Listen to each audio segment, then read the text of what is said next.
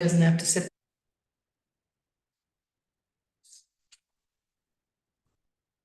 We could, I guess. It's not new business. There's no way you can call this new business. Just been a new business. We're talking to their retired. What about if we just moved it up to, All right. you know, right after approving the agenda? If I can run for an hour and come back next week. All right, we'll move it all the way up to 3 or 4. It's 4. And then move all the other ones down. Oh, just change all 4, 5, so on and so forth. Okay. Move up on to number 4. And then all I had was the town building use policy. I'm not ready to do it now. So we'll take that off today.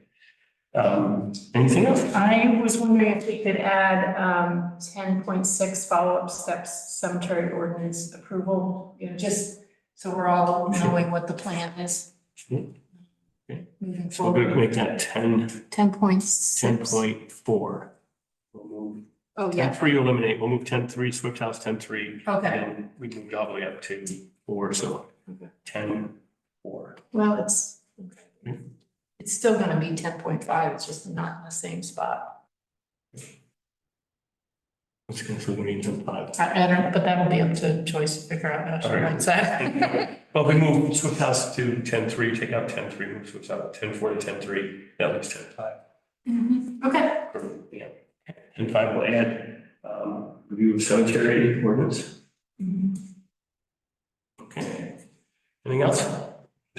No. Okay. All right. You want to make a motion to accept the amended? I'll move that we accept the amended, Okay. agenda as amended. Yes, amended. Second, great. Any discussion? Seeing none, all in favor? Aye. Aye. Carries. Objections or abstentions? Great. Okay, let's go to number 4, which is Attorney Thankworth. Do you want me to come in front of you so you're not? You Sure. you can, if you'd like, everybody can see you kind of fine there back in. I'll go wherever you want, but. Wherever you come, you're on screen there, so you're fine. All right. Just so the few members of the public know, I'm Jeff Sinkowitz. I am the attorney who's been handling the Scotticoke matter for the town since about 1998, I think. I retired last year, almost a year ago, maybe. I wanted to encourage the town to find counsel to represent its interests. And that's the, and I knew with the election, and Gene wasn't maybe not gonna run, that, okay, so, you know, that's why I'm popping up now. Okay. I still have a appearance before the it's called the Office of Federal Acknowledgement now. And Gene is still listed. It would be appropriate to send a letter to them and say the new first selectman, he should be notified. And it really would be appropriate for you to have other counsel. There's no emergency at the moment, but the matters are complicated, and you really should have somebody who can react when the time comes. I was looking at actually, you know, I poke around from time to time. Just so you know, we had this huge case with the Scotticoke Tribal Nation. And it went on for 15 years maybe. And they were denied recognition. And even after they were denied recognition, they still pursued the land claims, or they wanted to pursue them. They eventually got dismissed for being unable to make out a prima facie case, is what the decision said. But they're but then in 2015, the the Bureau of Indian Affairs amended the acknowledgement regulations. And when they proposed the amendments, what was ultimately adopted was different than what was proposed. But when they proposed the amendments, they really were, the proposal was very, very lenient in terms of what would be required. They actually didn't want you to even have to show that you were a tribe before 1934. And then we were going to start everything in 1934. We got pushed back to 1900.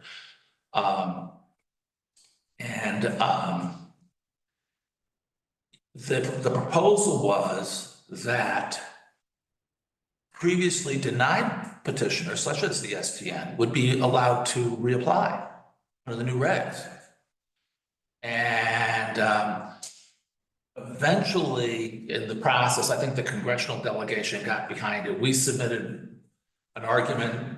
Penn School submitted an argument. The state of Connecticut submitted an argument. Several other people submitted arguments saying that, geez, there ought to be finality. When these things go all the way to the Supreme Court, it ought to be final, not start over again. So eventually, what I call the ban on repetitioning, they pulled out the language that would have allowed people to repetition, and they said you can't repetition. And that has actually been how it's been since at least 1994, the 1994 regulations. In 2020, two courts, one in DC and one out, I don't know, maybe the 9th district, I don't know where it was. Two courts declared that the repetition ban was invalid. Was not the reasoning given, the reasons given by the BIA for adopting the repetition ban after having proposed to eliminate it were not sufficient. So we've made several requests to the assistant secretary, or to the secretary, I think. But eventually, they did come out with and the dates are in more or less the dates are in my memo. They came out and they proposed, okay, we're going to maintain the repetition ban. We're going to, because we think we've done a good job in all these cases, and we're going to maintain it. And they went through a whole litany of new or enhanced reasons why they felt they should keep it. So breathe a sigh of relief.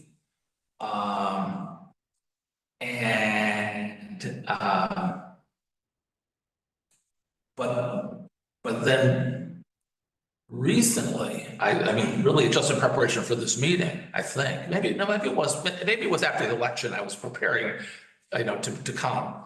I poked around at the court record for one of the cases, it's called Burt Lake. And I found some pleadings which essentially indicated that the department, they were dragging their feet, submitting the proposed regulation to the White House, whatever not sure who in the White House reviews it, but there's an administrative body to look at these things. And they were dragging their feet on that. And the court was questioning it and was ordering them to move forward. And they said, well, we're thinking that maybe we're going to back off and propose completely new regulations. So that might be coming down the pike. I don't know. Okay. So after, I mean, they did accept public comments. So maybe that's based on the public comments. I don't know. So that's sort of on the works, and somebody ought to be aware of what's going on there, and at least keeping their eyes open. And then just sort of a footnote to that, which was actually a footnote in my memo. Keep in mind that the STN is still really pushing. They had that $600 million lawsuit against the state that they were pushing, and it got reversed, the lawsuit was dismissed, and then the dismissal was upheld. But they're still a force to be reckoned with. I think, and I didn't look it up, but there was $1 million allocated to the STN in last year's state budget move some graves out of the CLP land.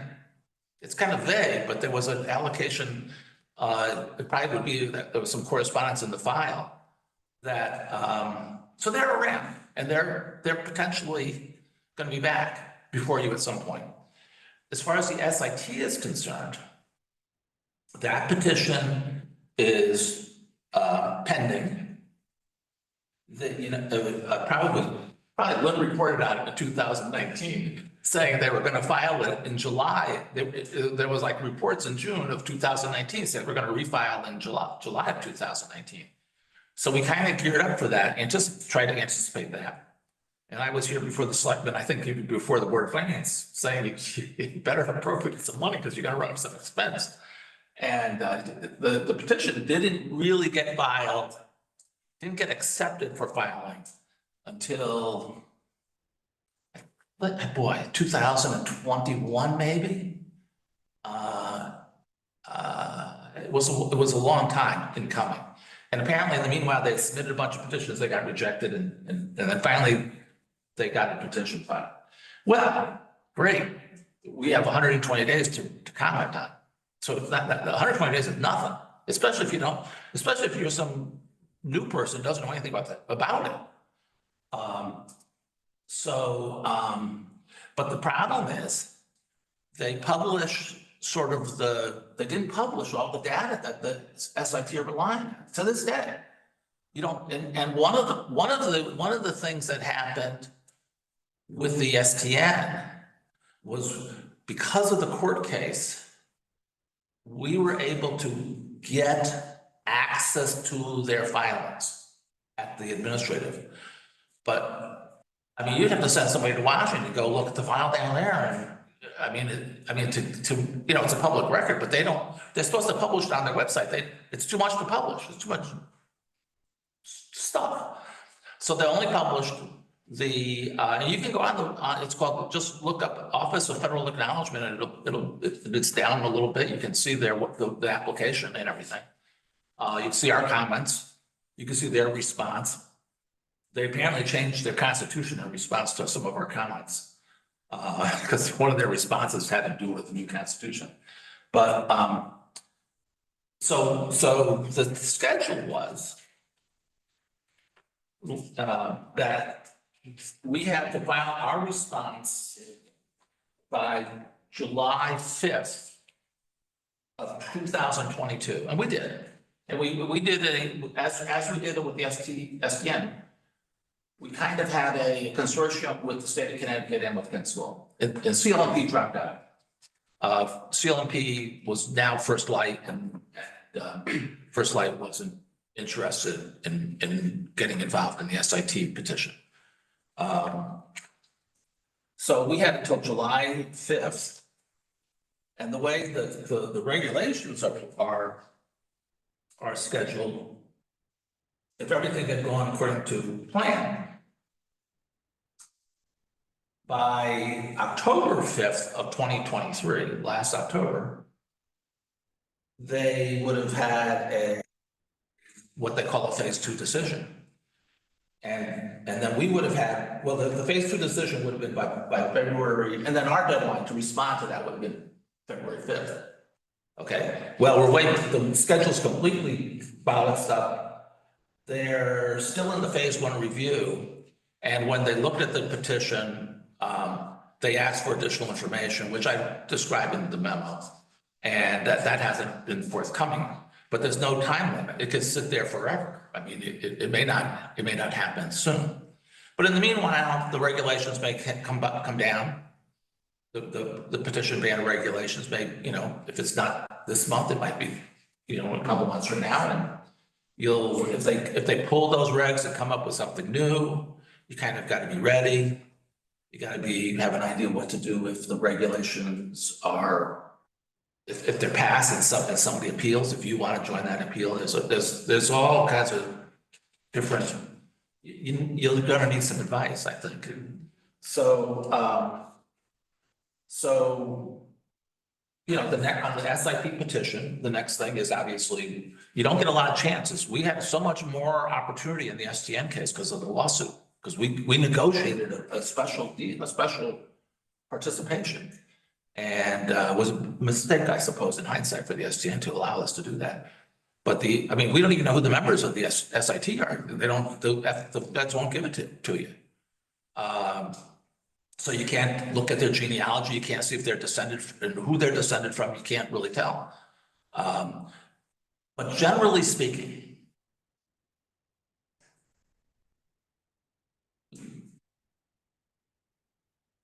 the descent is, while that's important to the feds, it's not so important to us. Because I think generally speaking, there's a lot of people who are descended from the Scatico. And generally speaking, I think they are, you know, the members are descended from somebody. Even if they weren't even in tribal relations, they're descended from somebody who was a Scatico.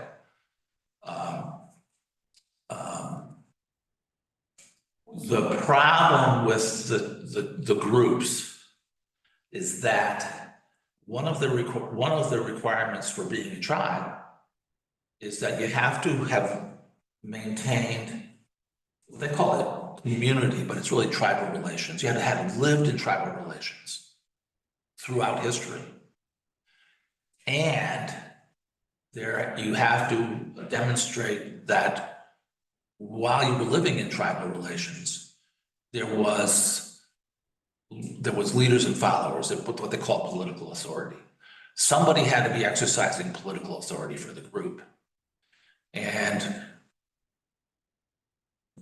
the problem is there's, you know, the tribes, both groups say, well, we were there always was a Scatico tribe. The state gave us a reservation. They recognized us back in the 1730s that we were here, and, you know, and we never left. But the problem is that really from the very early 1800s, there was no political leadership until about the 1960s. Then somebody got everybody together and reformed the tribe. Although there were people who were living on the reservation, but in terms of community or tribal relations, I mean, you know, there was between 1900 and 1934, let's say, for the sake of argument. I mean, at one point there was like one person living on the reservation, and I mean, there was very few people. There was a group in New Milford, there was a group in Bridgeport, and there was sort of some other people around. But the problem is that they really haven't continued through history as a community and under a single leadership. Like even right now, there's two groups that claim to be the tribe, and they have two leaderships. So that's one of the reasons the STN got bounced. But you never know what's going to happen. And my experience or my sense of the BIA, especially with the STN, maybe not so much now, but I don't know.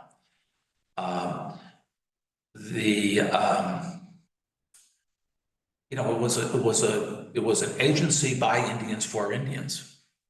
And generally speaking, the Scatico are Indians. I mean, they may not be 1/8 blood, but they're Indians. They're of Indian descent. So, I mean, that's sort of where I am. I think that you need to get an attorney. Now, what kind of attorney do you need? I think you need somebody local. You know, you've got a real bargain in me for all these years in terms of the rates, and I think what, you know, you need a guy or a woman who's going to poke around. For example, you can go now, as I said, now they have all this stuff that more stuff available online than they used to. You used to go to Washington to get the cases. But now you can see, well, how are they, you know, you look at there's a bunch of things that they've just published in the last five years or so, right on the website, decisions, proposed decisions, you know, different things. And you can sniff out, well, how are they going to react to this evidence, or how are they going to react to this issue from looking at the other cases?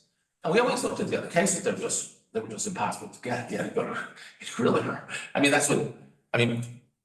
Don Bauer's office generated a lot of information for us, sort of behind the scenes. He was with Perkins Coie, representing Kent School, but he's passed away now. And the younger attorney who worked on the SIT in the summer, that summer of 22.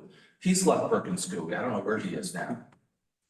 And there's a new attorney there who's, I think, really representing Ledyard in the southeastern town still, and maybe Kent School. She looks like she's got great credentials, but she doesn't know anything. She's new to the case. It isn't like she's got any history. The Attorney General, Robert, I don't know how to pronounce it, Dykert, how do you pronounce his last name? He had to get up to speed. And at the last set of filings, I was the one with all the historical knowledge, because at that point, Don Bauer was ill. He wasn't around too much. And so we got, we put together a package and we filed it. And I think he's up to speed now. He has some of the knowledge, but he doesn't know all the ins and outs from before. And you don't need to know all the ins and outs. You just need to know where to find the information, which means you got to even poke around in my files to find it. I got a lot of files, and they're not very well organized. But at least while I'm around, I could tell somebody where to go and look at what he should be thinking about.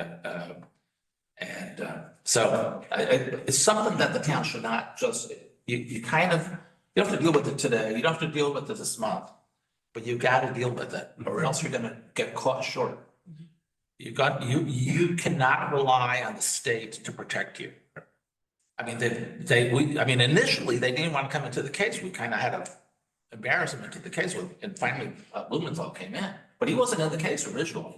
And there was all kinds of, we have to get a legislative authority, we got to get an appropriation. They didn't come in right away. We could have lost the case by the time they came in. And Penn School has, to be honest with you, they have, I think the first litigation with the STN, they were, the council was being paid at least in part by the title company. I don't know that for a fact, but I guess the lawyer word this week is speculation after the case. But I think that, I can't imagine that they had these guys out for 20 years and what they would have paid them. It had an enormous amount. So they, I've had a sense, that they've really gone pretty deep to the well themselves. So anyway, that's, I think, where we are on that. I'll shut up. That's okay. I appreciate it, Jeff, for you coming in and giving us background, especially your timeline is actually pretty darn good. I have been talking to Jenna McLean, who's from Perkins Coie. Yeah, I don't know her. Right, we had a couple of conversations as well. I think when I first came here with Gene, you guys did a turnover. We had, I think you were on it. Were you on that one or not? You might have. Well, I think what happened was I sent an email to Rob and to Odin, not knowing Odin had left, saying, oh, by the way, the petition, the ban might be being changed. The ban on repetitioning might be changed. And Odin wrote, not Odin wrote back, Rob wrote back. And I think I copied you on that, or copied the first selectman's office. And then there was a little bit of exchange, and then I guess Rob said Odin was gone, and I guess she was in the case, but I've never talked to her myself. But it looks like she's got pretty damn good credentials, to be honest with you. She's pretty involved. Yeah. But she was very up to speed when we talked. Okay. When Gene and I had a conversation with her before, you did? Oh, turnover. oh. Yes, we did. We did kind of a turnover on the phone. Okay. And then we've been in corresponding since then. But I've said the same thing to her, I said to you that, if we could get some help, if they know of anyone in this area that, has familiarity with this or in litigation similar to some of land, Well, no one in Connecticut knows anything about this. I didn't know anything when I started. I literally went to court my first day. I was like Nikita Khrushchev at the end of the table. The federal judge is there. I'm pounding on my shoes. We can't go to trial. I wanted an immediate trial. I said, what are you, crazy? But a competent lawyer should be able to get involved and handle it and get up to speed. And again, it may be that the SIT thing may peter out. I don't know. You never know. If the repetition ban gets upheld and the regulations don't get changed, But the SIT never petitioned. It was the. Oh, yeah, no, the SIT has a printed. Now they have. Yeah, now. They haven't voted on that. No, the SIT, the history on the SIT was when the SDN petitioned and was under review, the SIT became an interested party in the SDN petition. And the SIT's position was that they were the true tribe and the SDN was a splinter group. Yeah. And they said their position was that the SDN had stolen all of their research and used it as their own. And the SIT wanted to ask the BIA to review their petition at the same time as the SDN. And the BIA said, we're under a court order to review the SDN petition in accordance with this timeline that we had worked out. And they told the SIT, we're not going to review your petition now. So that petition that the SIT had was pending. And there was all sorts of, well, not all sorts, but there was fairly substantial communication back and forth between the Office of Federal Acknowledgement and the SIT over a number of issues. But eventually, when the regulations were changed in 2015, the groups that had submitted letters or petitions for recognition had the right to elect to be treated under the old regulations or under the new regulations. And if they wanted to be treated under the old regulations, they had to complete their filings by, I'm going to say June 30th of 2015. Well, the SIT never did that. So eventually they got a letter saying, well, we're terminating your petition. If you want to reapply, apply under the new regulations. And that's what they did. Right. So. So there's still a possibility they could get approved. Because they have a pending petition and, I mean, I think we did a pretty good job defending against recognition. Mhm. I mean, I think we did a great job, but, it was a little rough around the edges because we had there was a couple areas where I thought we could have done better, but it was pretty good job considering the time frame that we had. Yeah, I mean, it was, I don't know, 150 pages plus document. I mean, just to produce that in the short time allowed. You have to get their petition, read it, figure out what they're saying, figure out how you're going to approach it, and then write the response. And came out pretty good, all things considered. But in reality, we were the only ones who really made substantive comments. The STN made comments, basically not very substantive, saying they shouldn't be recognized because we're the tribe. And then the Cogswell family made some comments. And so had we not submitted anything, the only real comments and the only real evidence they would have had was what the SIT presented. You know, whether that would be good enough. I don't, it shouldn't be, but you never know. Mhm.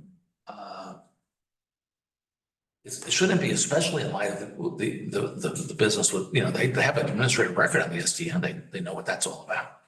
But again, they're probably even at the federal level, they have changes of personnel too. People who are looking at the SIT weren't the same people who are looking at the SDN. So it's important that you have a voice, at least it keeps them honest and nothing else. And,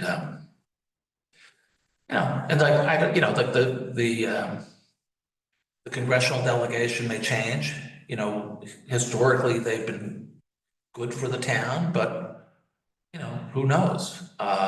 They really didn't, on the repetition ban, they followed it, but they didn't really, they were more laid back about it than I was, let's put it. Maybe they know something I don't know. So I really, it's really an interesting case. It's kind of fascinating. But it's something, I mean, I'm 76 years old. You can't last forever. So you need to get something. You don't need to get another 72-year-old. You need to get a guy that's, 10 or 15 years out of law school, that's gonna be with you for the long term. Yeah, okay. And, because sometimes it just pays to have your nose to the sniffing around and trying to figure out what's coming down the pike, because it's a sort of a chess game. What's the next move? You know? I mean, I think that the STN brought the lawsuit against the state for the 600 million because they wanted the gambling casino, you know, north of Hartford. Or they wanted the, you know, I think that's what they wanted, they were hoping to get. And it was an interesting claim that they made. I kind of knew it was coming because I had conversations with their attorneys that basically said when we win the land claims, we're going to be making these other claims all the way up. They were saying they were going to claim that that they were the holders of the mortgages that were taken when the land around Kent School was sold. You know, when the land around the reservation was sold. So you know. I don't know, you know, it's a mess. And unfortunately, they're there and you got to live with them. You know, I mean, the reservation is going to be there indefinitely. And Yeah, we know that the SDN has met with Senator Blumenthal. Oh, they have? Mhm. You did hear that from Jenna. She didn't think it was a big issue right yet. yeah, Like you know, we're still waiting to see because the Office of Acknowledgement hasn't actually. well, Yeah, I think they're trying to gather the political support, as you were saying, you know. well, you don't be surprised if you don't get a call or a letter from a lobbyist that's representing them, because actually Gene, I believe, did have a lobbyist want to meet. Well, we want to meet about, you know, and it's, you know, the problem is I mean, I think I've advised in the past that when there's clarity as to who's representing the tribe or the Indians, then you'll meet and be happy to meet. But until then, what's likely to happen is if there's and this has happened, this has already happened. A letter goes to you or to Bill Tobin or to Lori Sheasel, she responds to it. Next thing you know, it's in the record saying the town of Kent has recognized us as the tribe, just because you accepted an appointment. Ooh. Oh, no, that's been, I mean, both groups have done that. And then there's actually another group that's floating around, another Scattercoat group, but they seem to have,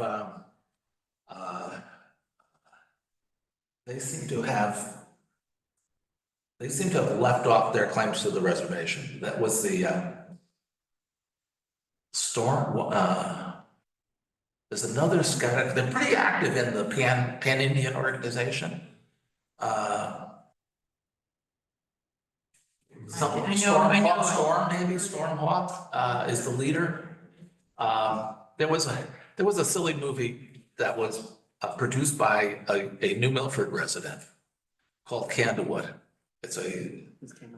It came out 6 months ago, or not, it came out in October or November, you know. So I went over and it was playing at the Bank Street Theater, so I said, well, I knew it was Leva's son produced it, Leva Furman, you probably know. So I said, well, I gotta see this. And it was sort of a horror movie about the Lover's Leap and the tragedy there, or the story about the Indian princess jumping off and whatnot. And but in the consultation about the Indian history, the Indian story, this third Scattercoat tribe is listed as the consultant. So and they made claims to the reservation for a while. He had a video where he went through the reservation and showed that this is our land, but that was a few years ago and he seems to have disappeared. And but he's got a big group now, maybe 200, 150, 200 people in his tribe. So it knows. Yeah. Well, I appreciate it. Like I said, when we invited you, we really appreciate you giving us that background and then the kind of push to keep going and encourage that. We've asked around a few people to see if there was anybody that might have interest or whatever. Randy DeBella as well. Well, I mean, well, Randy's got a big firm, somebody in that. No, I understand, but yeah, but someone that could say, hey, this guy is great, he's, you know, he's energetic, he's might be interested. What you need is somebody with, I mean, it's really trial experience is what you need. Somebody who can advocate for you. Not afraid to get up and, you know, I mean, when those guys are finished in Georgia, you get with them. I mean, no one's gonna know anything about the Scotticoke or the history without sitting down and looking at the decisions, looking at the regulations. And maybe, you know, I mean, I'm still available to talk to people and say, here's where you can find, here's what the story is on that. But, I mean, when I started, I didn't know anything.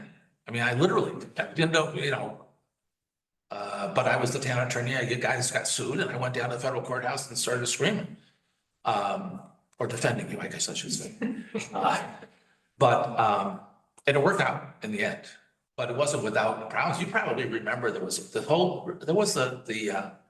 Kent, the citizens of Kent started an organization and hired a lobbyist and that's generated all the political interference, issues.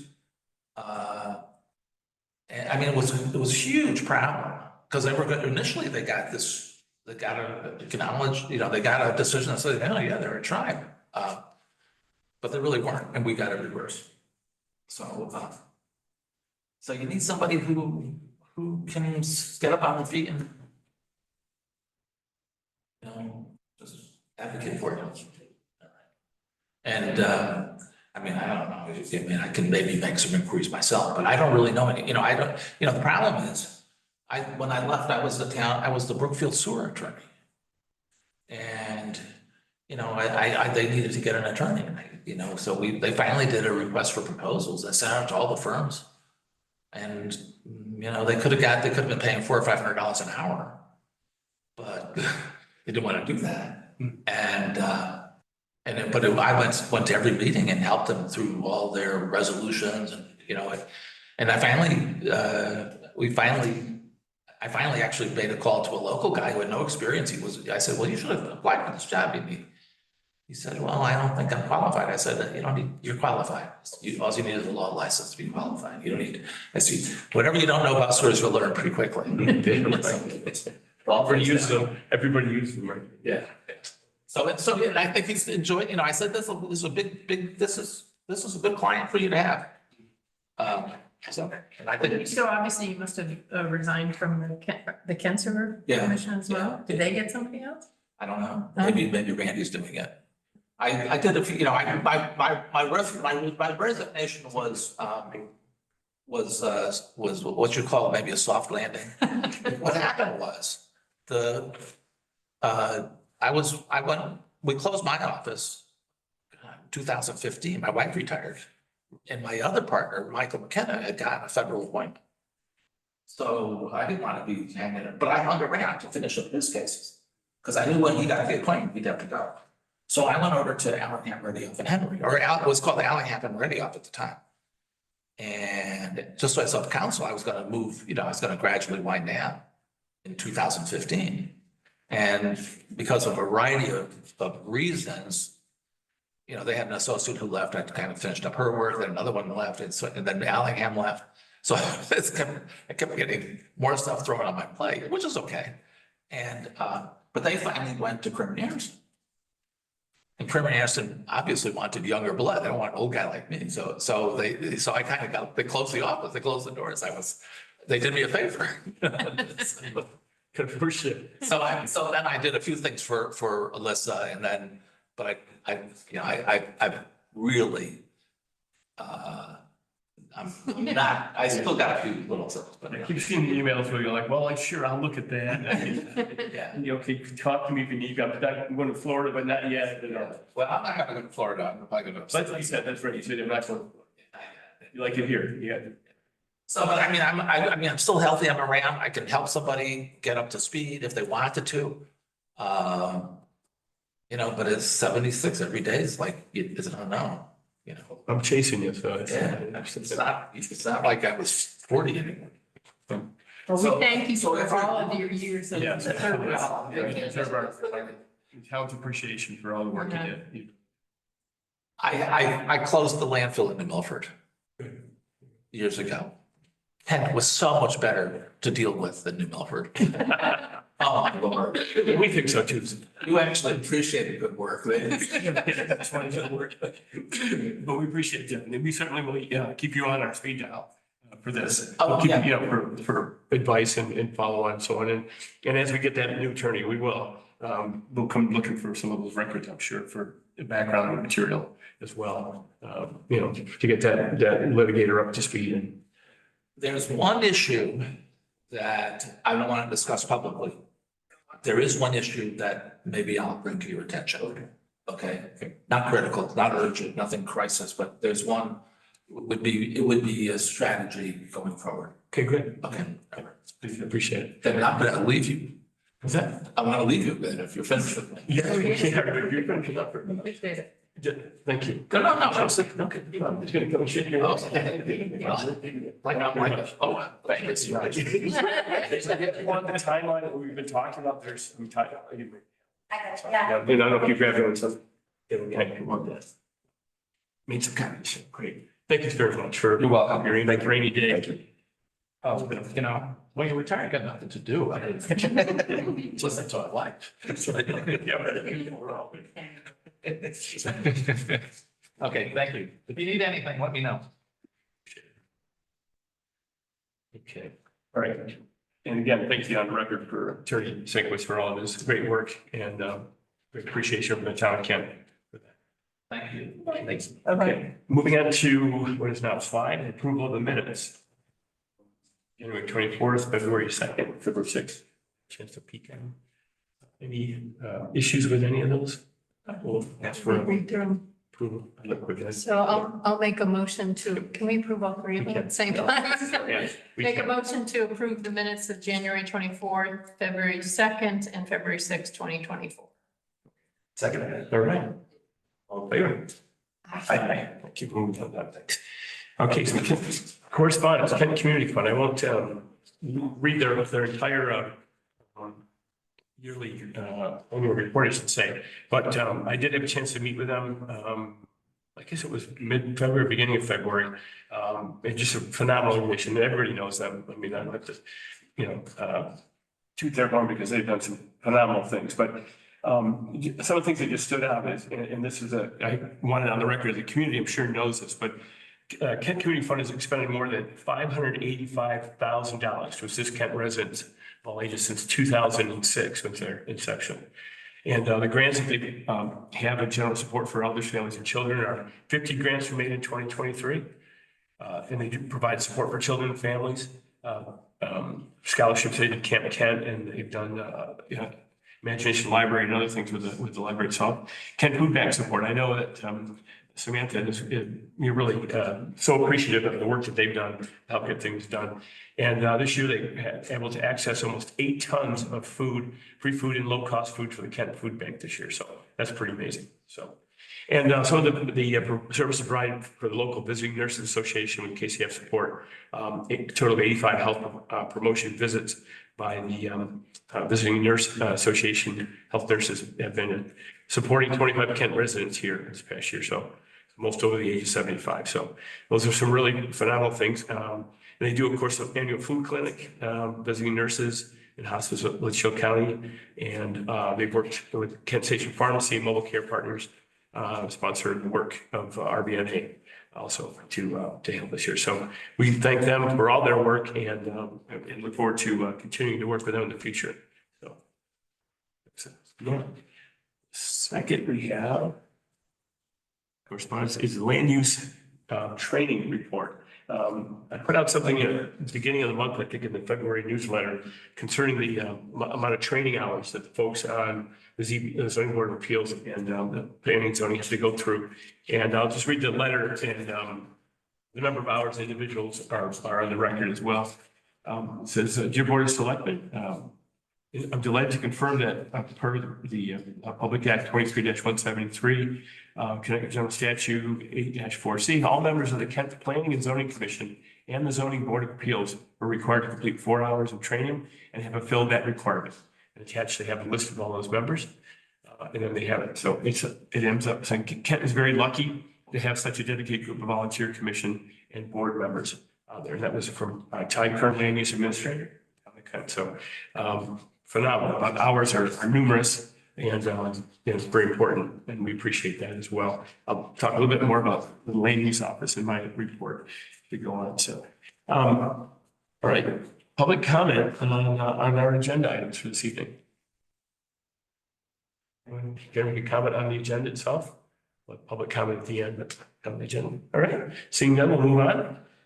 We have tax refunds. I don't have the actual tax refund. But we're supposed to make a motion on that. Joyce, do we have any information on that? Did anybody else see the? There were the two, I think, two. There was two of them. Are they in the shared folder? I didn't see them in the sheriff. Somewhere. I didn't see them in there. Unless, There's two of them for a total of $970.18. Yeah. Can we have the name? I didn't see them. Do you have the names offhand? Yeah, so it's Donna Sario, Sario for $926.09, and a Thomas Derwin for $44.09. For a total of $970.18. 970.18. Okay, you guys comfortable making a motion on that, those two? I just have the total 970. So it's two for a total of $970.18. Don't we have to sign them or no? No, that's just submitted. We just have to approve The old names have to sign. Yeah, technically we don't, we just gave it. So make a motion. I'll make a motion. We accept the tax refunds for the total, two individuals for the total of $970.18. Second. Okay, in favor? Aye. Okay, great. Treasury report is attached. Our treasurer hopefully isn't even on. I hope you're not on, Barbara, are you? She's down in No, she's Florida. not on tonight. But I think she was spending her evening in Florida here, doing that, but, yeah, we have the treasurer's report. Again, it's, overall, we're showing, good progress on money.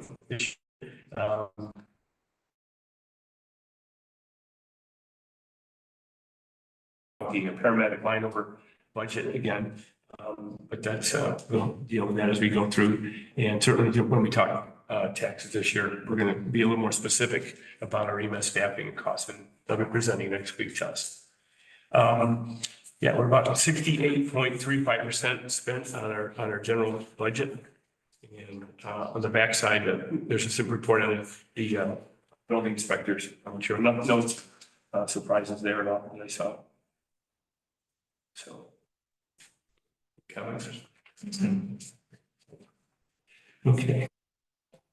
Next business is new business, which is approval of the Kent Volunteer Fire Department approved 2023 tax abatement list. This was filed by our county clerk. You know, if you had a chance to look at it. See something? Yeah, it's good. You know, it's just, you know, to me, every time I look at this, I realize how many great people we have helping support our Kent Volunteer Fire Department. So this is just a report to the town itself. I think we have to take a motion on this, do we? Oh, yeah, you do. Good. Oh, to approve it, oh, yeah. Yeah, I'm gonna abstain on this just because my name's on there. Sorry, tell me, okay, tell me. No, No, it's a no. it always comes, they always give it to the selectmen in February. And it's very important. Oh, we did it for last, right, yeah, for the previous, the update. It's very to new important that we ordinance. approve it. Yeah, well, Otherwise- you should have. Otherwise, it automatically goes. to Yeah, we selectmen. had, no, we had, okay, yeah.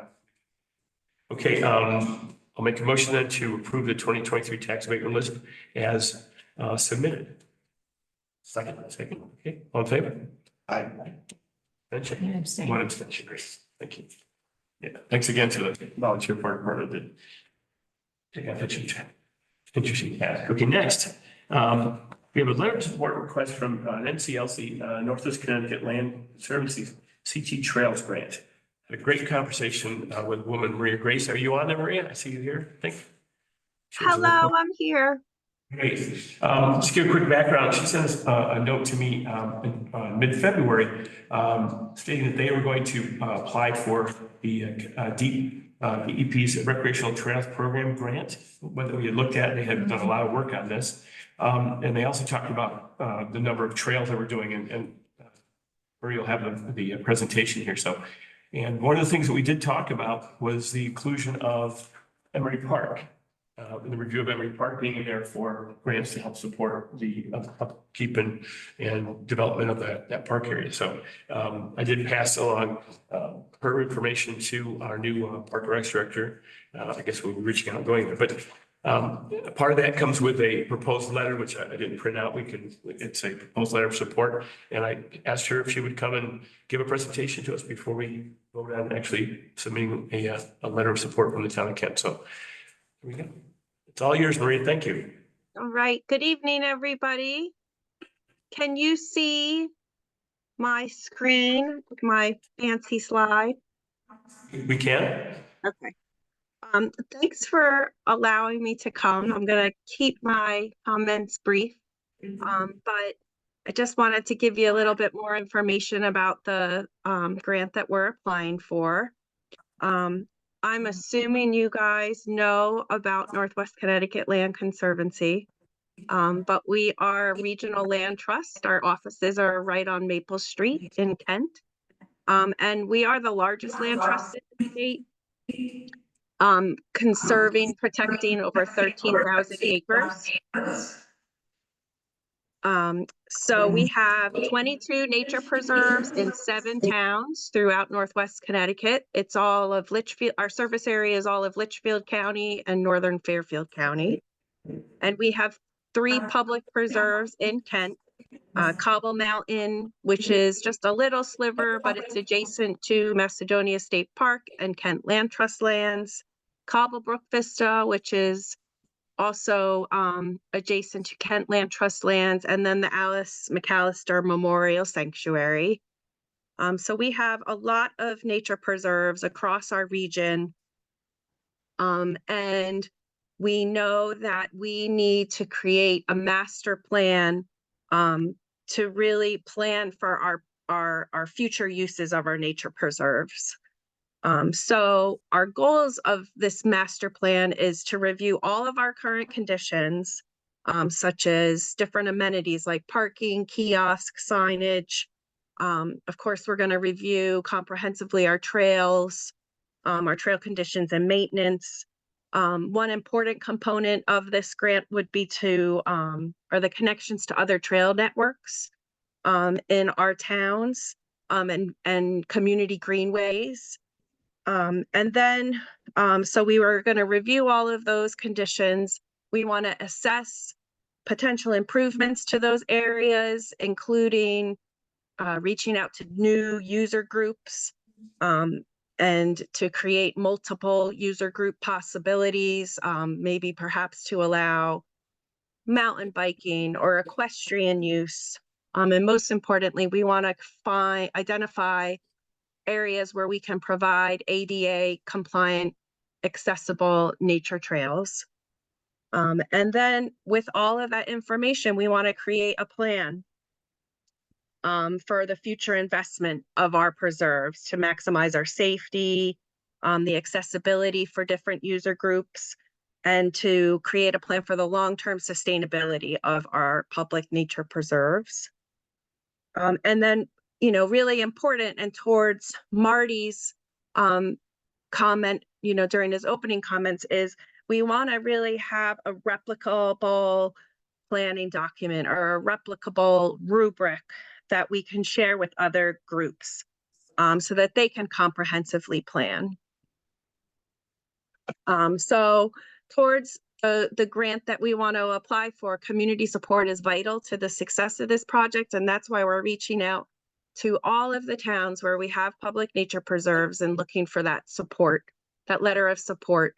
So we've already received letters of support from the town of New Milford, town of Sherman, Sharon, Litchfield, Torrington. We're also getting letters of support from the Council of Governments. So we've already received one from the West Cog, which is the cog down in Fairfield County. And I have an appointment to talk to the Northwest Cog on Friday. And we also, some of our future preserves that are in the works we're going to be working with Habitat for Humanity and the Falls Village Housing Trust. So they've signed a letter of support too, in the hopes that a future project can be included in this. So that's all I really have to say. I'm hoping that the town of Kent can write a letter of support, and that we can be involved in future planning efforts for this project as well as into the future. Absolutely. Maria, is this grant proposal specifically for a master plan? Yes, it is. Yes, so we're intending, it's going to be a fairly large grant that's going to take about 2 or 3 years to complete. We're anticipating working with a sort of a planning group that sort of specializes in parks and trails. And then we're also hoping that we'll have sort of a rough design for these future preserves that we're going to bring online. So while design of parking areas and sort of these welcoming areas, that people are gathering to, why we're not going to be designing these sort of parking lots and welcoming areas in this grant, our intention is that we will apply for future funding with this grant program to do design and implementation of these projects. So we're hoping that this plan will actually turn into implementation, in a 3 or 4 or 5 year period. Yeah, when I was talking to Marie about this, I thought about the plan that, Park Rec has been working on. Certainly on this would be a great way for us to actually help work with that rubric. I know that, and I saw John Grant put a little thing as it's due March 10th. I know you're aware of that. And so she asked, whatever, our support letter could be there before March 1st. So the timing worked out to have to come here. So anyway, yeah, I think it's a great opportunity. It's something that's needed, and it's a great opportunity that Deep has this trail grant. Yeah. program. Our organization has definitely grown in the last couple of years. We did merge with Brookfield Land Trust and Naromi Land Trust. And so we sort of have this hodgepodge of preserves all through our service area. And we really want to, review and assess and create, really sort of standardize the process for bringing a public nature preserve online, and then also, the maintenance and sustainability of the properties too. So we really see this applicable to lots of different groups once we complete it. And that's really exciting to me because I think that we're going to be doing an awful lot of work if we get this grant. So if we can share the work and get other people to utilize it when it's done, that would be fantastic. Yeah, I think this is great. We need that collaboration. We've all talked about that. We don't want to continue. I mean, we're doing a good job here in Kent, but we need help everywhere else. It's a big undertaking for all the things we want to do. And certainly, working with the NCLC and others, our land trust, we work with them in a lot of things. Kent Land Trust, it's I think a great opportunity. And I really do appreciate you taking the time to come here tonight. Glenn, any questions? Good. No, I've 2 out of your 3 preserves there. Wonderful. I'm a big fan. I came across the one. That's wonderful. Great. Yeah, I'm new to the organization, so I'm honest that I haven't walked a lot of them yet, but I look forward to it. You will, I'm sure. So, okay, great. Any questions at all about this? I'll leave it up to any questions that we have. Anyone here, John, if you're on or listening, if you have a question, I'll take a moment and open that up to anybody else that has a question for Maria. Okay, hearing none, great. Thank you, Maria. I appreciate it. All right, take care. Have a good evening. Thank you. Thank you. So we're gonna make a motion right now to go ahead and send a letter. So I will make a motion to go ahead and send a letter of support to the NCLC's DEP's trail grant program. I will second that. Great. All in favor? Aye. Aye. Okay, there we go. The letter will be out tomorrow. Thank Yay. you. All right, wonderful. Thank you so much. Good night. It's nice to make people happy. It doesn't happen. It just, I know. Thank you. Okay, all right, great. Debit card, prepaid cards for department heads. Talking and we'll bring more of this out as we get going, but we're looking at doing prepaid cards for a debit card, but actually a credit card. You heard that yet? I don't know if you. Yeah, I was here when she talked to That's right. the yeah, Board of with the Finance. I did, I yeah. thought it was more like a prepaid bank card. No, it's actually going to be a credit card, but you have a limit associated with the Okay. credit card. So yeah, Alright. so there's a limit put on the end. It's not probably unlike what you might give someone to go to school or whatever. I never could do that with my girls, but anyway, so it's gonna be that, and she'll be working with each of the commission boards, departments, whatever, to talk about limits and what they need and so on. And setting Well, this up. she's gonna propose a policy, is what Oh, I I was see. gonna say. Absolutely. Yeah. Yeah. Well, it has to be a policy to do Yeah. that, 'cause we have to really. Now, would it be give- through us or is it through the Board of Finance policy? She will go through us for the policy. The Board Okay. of Finance will submit to the Board of Finance for review as well. But yeah, the whole policy, we do with the policy. They can, bring it into it, and certainly, I'm sure they will, but it all is within the spending limits of what the Board of Finance and the town have approved for everybody's budget. So it's just another way for them to use it, kind of like what we do with purchase orders and so on. They're more modern way to do it. Thanks to Webster Bank too, I had to see their proposal. It was good, so. But anyway, that's just an update on that one. I so. really appreciate the fact that she pursued that after I brought it up. I mean, Yeah. it really bothered me that, we're expecting people to take money out of their. Correct. I heard that was happening as often as it was into the amount. It was, I know, she kind of, she disputed, she kind of was downplaying it at the Board of Finance meeting, but I mean, I just don't think we should ask people to No, do I that agree. repeatedly. We you know? could, with today's abilities to do exactly this, we give them a credit card that has they know their right, what they can use it with, what vendors and so on, and they help set that up. That makes sense today. Even I use, I don't want banking. So I don't look at my balance, but I do it. Okay, all right, next, I believe it's still 10-2, is our broadband subcommittee. Okay, really, since that, we don't need to, we need to look at the people. We have had, I think, a total of 9 individuals that submitted letters of interest and so on, a background, some very stunning information, I thought, of some of the people that we had. And since we already have a working group policy or subcommittee on the books, we're just going to regenerate that, so we don't need to actually establish it.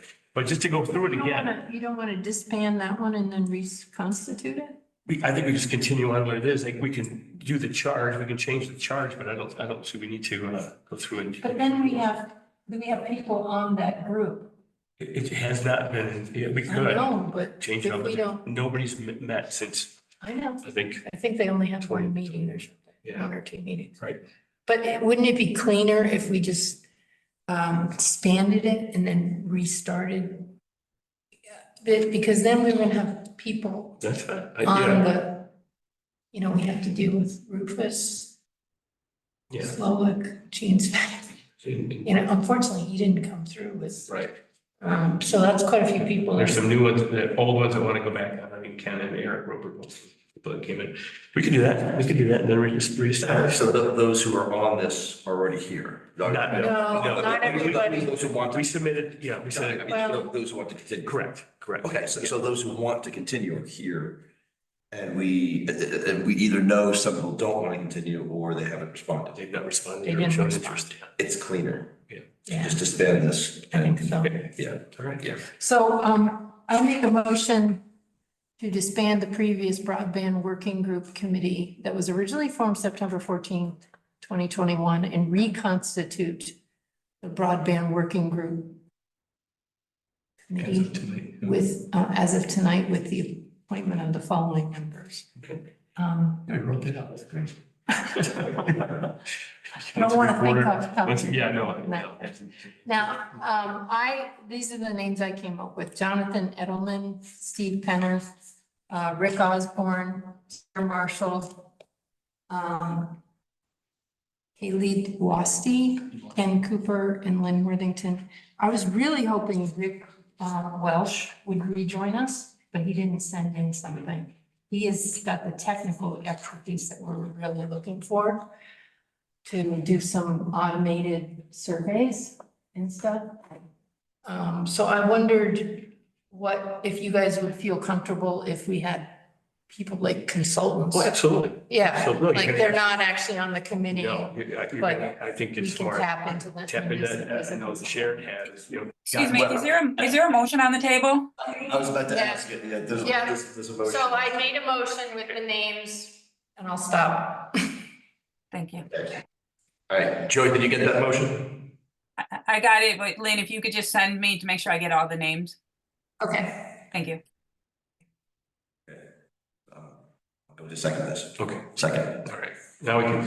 Okay. Got it. So you had said you really you didn't want it to be too many. Well, I think, to have a good number that can be here, and some have expressed at times that they're not gonna be able to be here all the time, but be involved in certain areas, and that's the only reason I thought potentially if you needed alternates, but I agree, that's not necessarily if they could be there or not be there.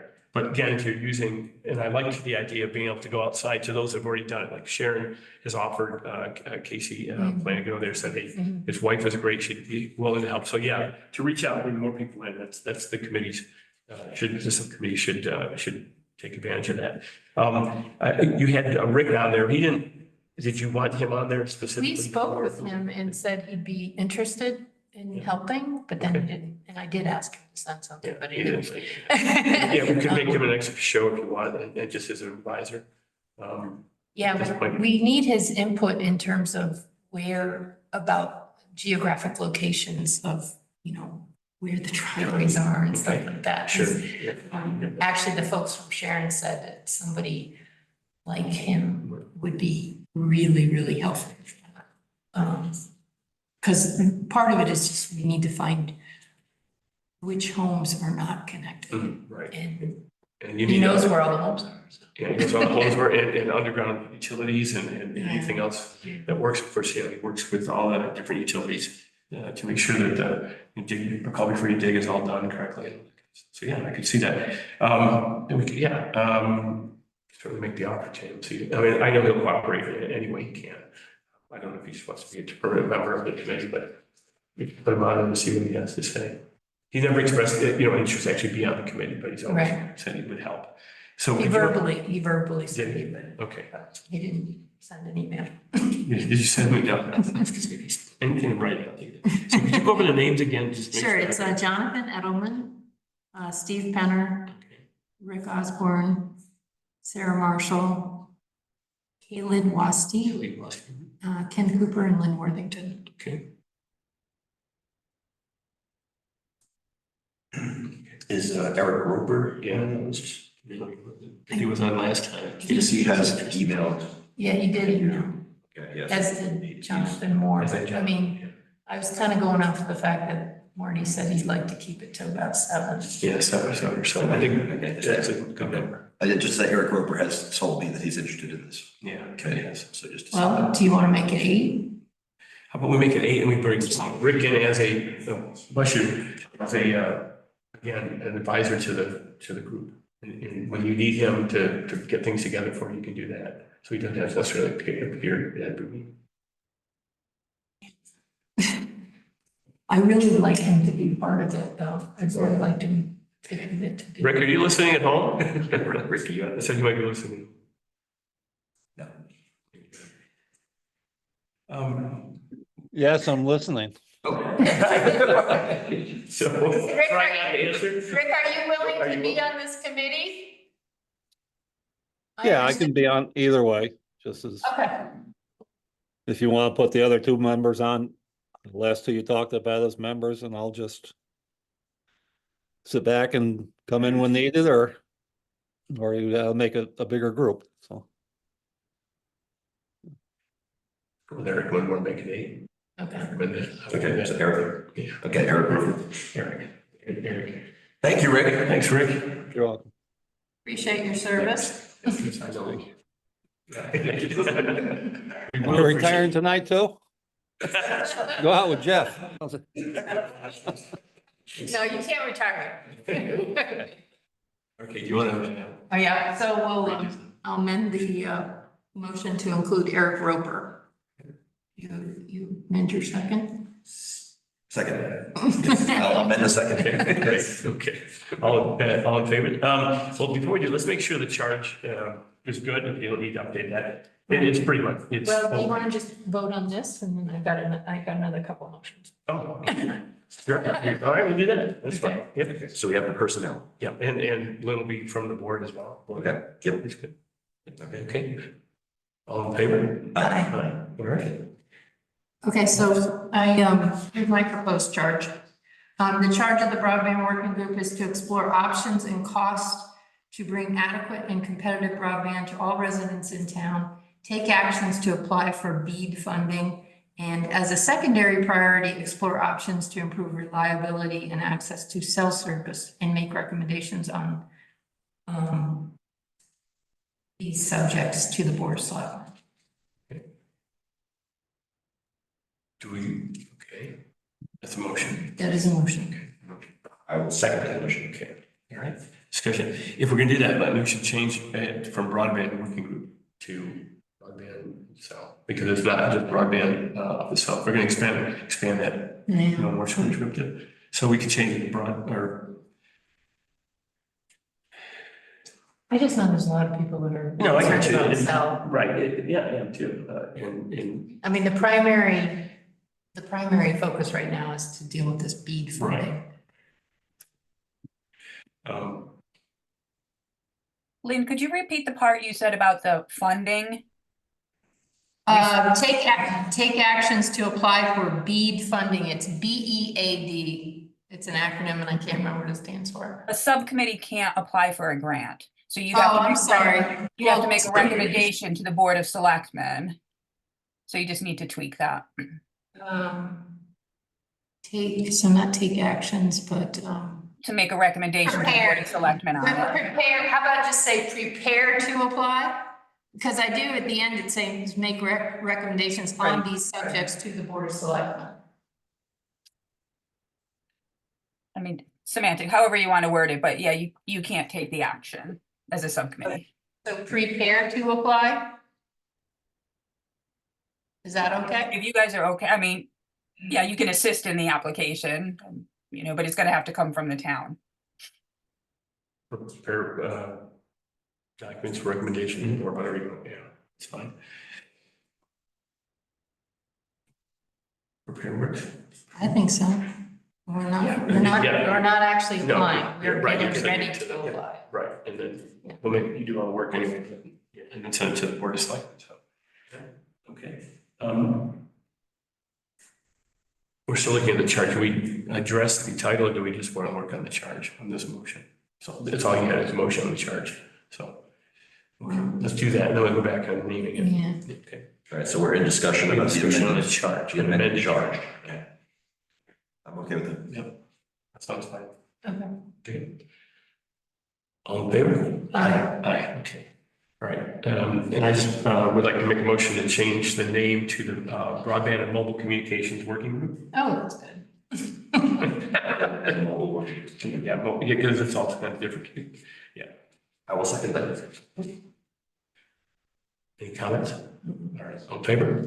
Aye. All right, Aye. good. The last thing is, I mentioned this last month.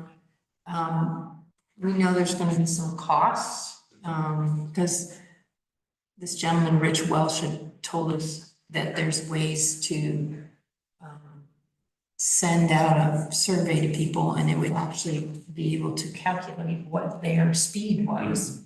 So it could be automated, but there's a related cost.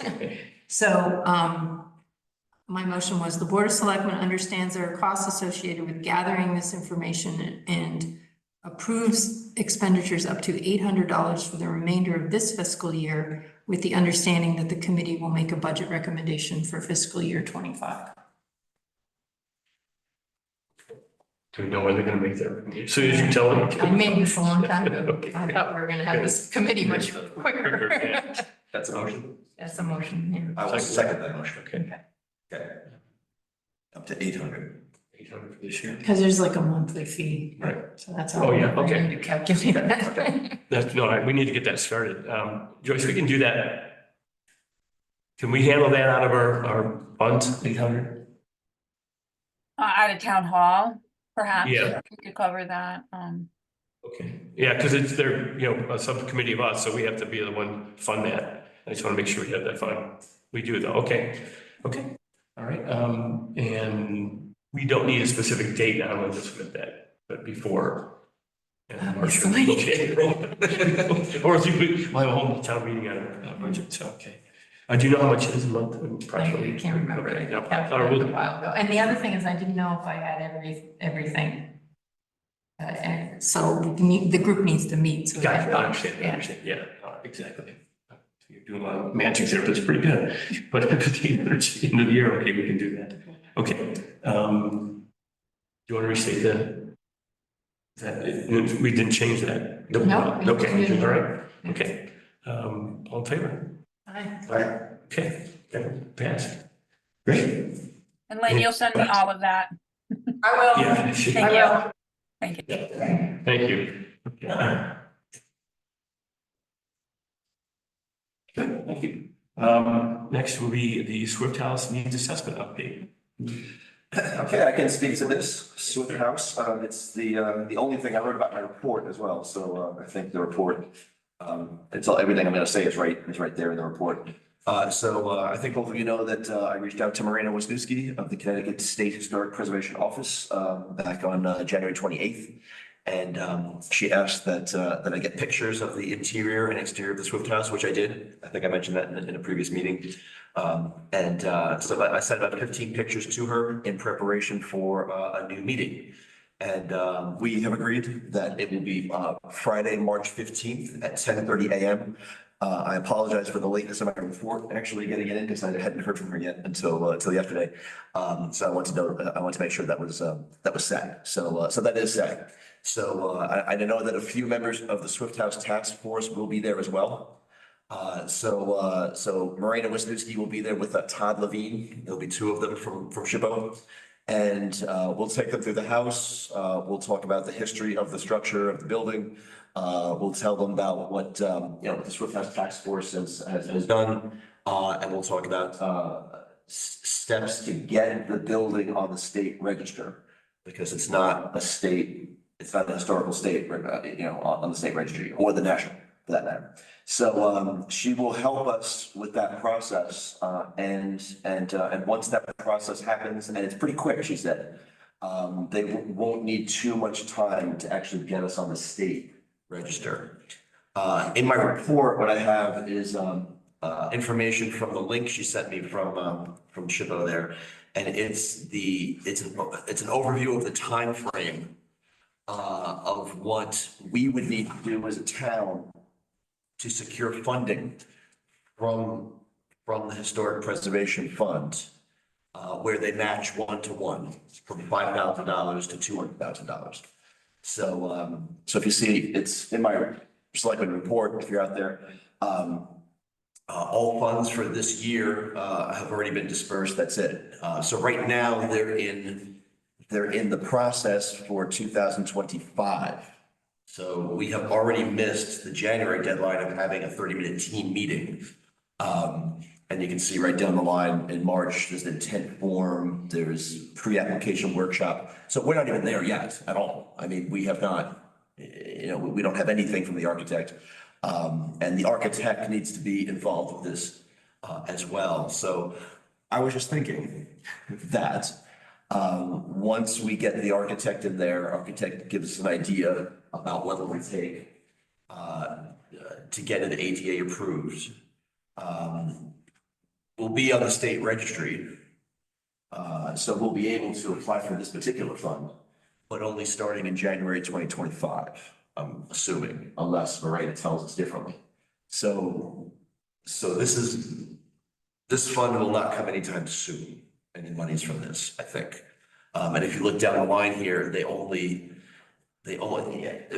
assuming you pass, assuming you get in, assuming they give you these funds, there's a huge presentation in November, and then they decide in January of 2026 So But that's one grant. it's one grant, so it's just this grant, it's not steep or anything else. So just to let everyone know, this is a slow process.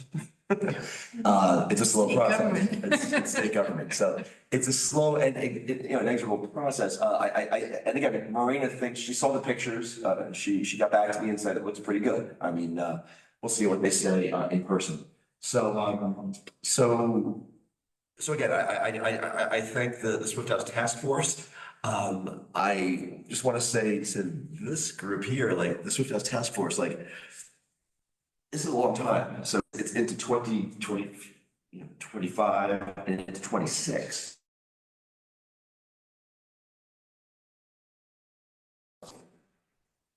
What is the Swift House Task Force? Is the charge still viable?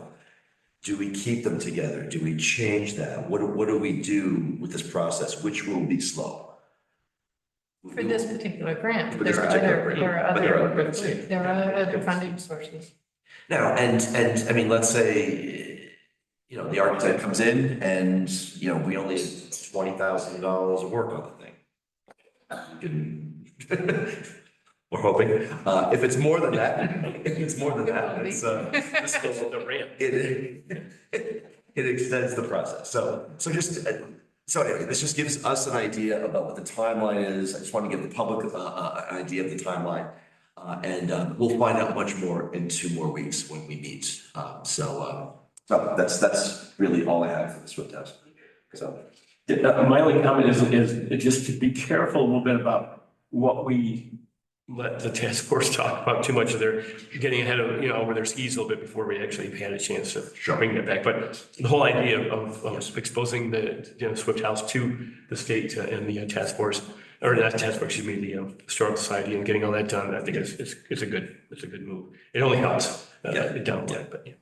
Yeah, thank you. Okay. Have we heard back from Silver Petroselli about when they can meet? They're prepping the report now. I asked that today. Probably won't get it until next week, I think, right? What are they Joyce? doing? He was on vacation, probably. What are they doing a report on? On what they looked at for potential areas for Proposal. accommodation proposals. Yep, for the, I saw for the, we're gonna have another meeting. well, we're having another meeting. As soon as he's done with the report, he'll come in and brief us on what they've done so far. Mhm. Haven't heard from Tim as of today. I don't think we've gotten hold of him. Or Joyce was talking, had him on the phone, or was talking to him about finishing up when he would have his report finished up to come back and talk about his preliminary look and investigation when he came here a month ago or so. So it's a preliminary look that he's giving us first. That's correct, I believe, correct, isn't it? I mean, he's looking at what he will do. I mean, there's more in-depth things that they have to pull together. I actually go to look at materials or look at, and really talk to us about potentiality of where and when and how. Sounds like he's doing a report though. That is Yeah, correct. I mean- That's what the RFP was for them to provide a written report of recommendations for the building.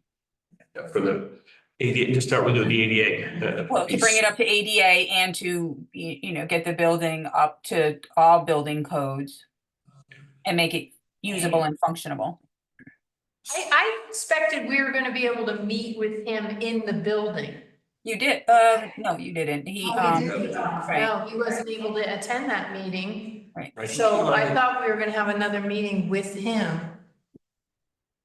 I mean, he has spent an absorbent amount of time in the building. I mean, he was there for the initial RFP process.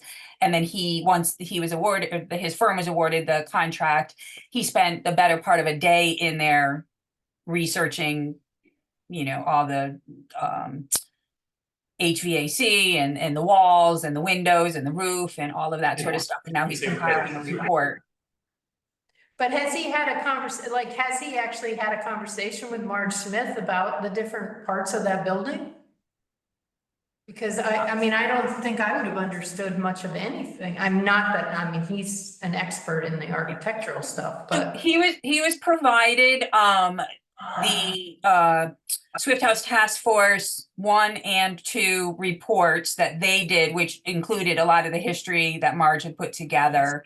They received that with the initial RFP package.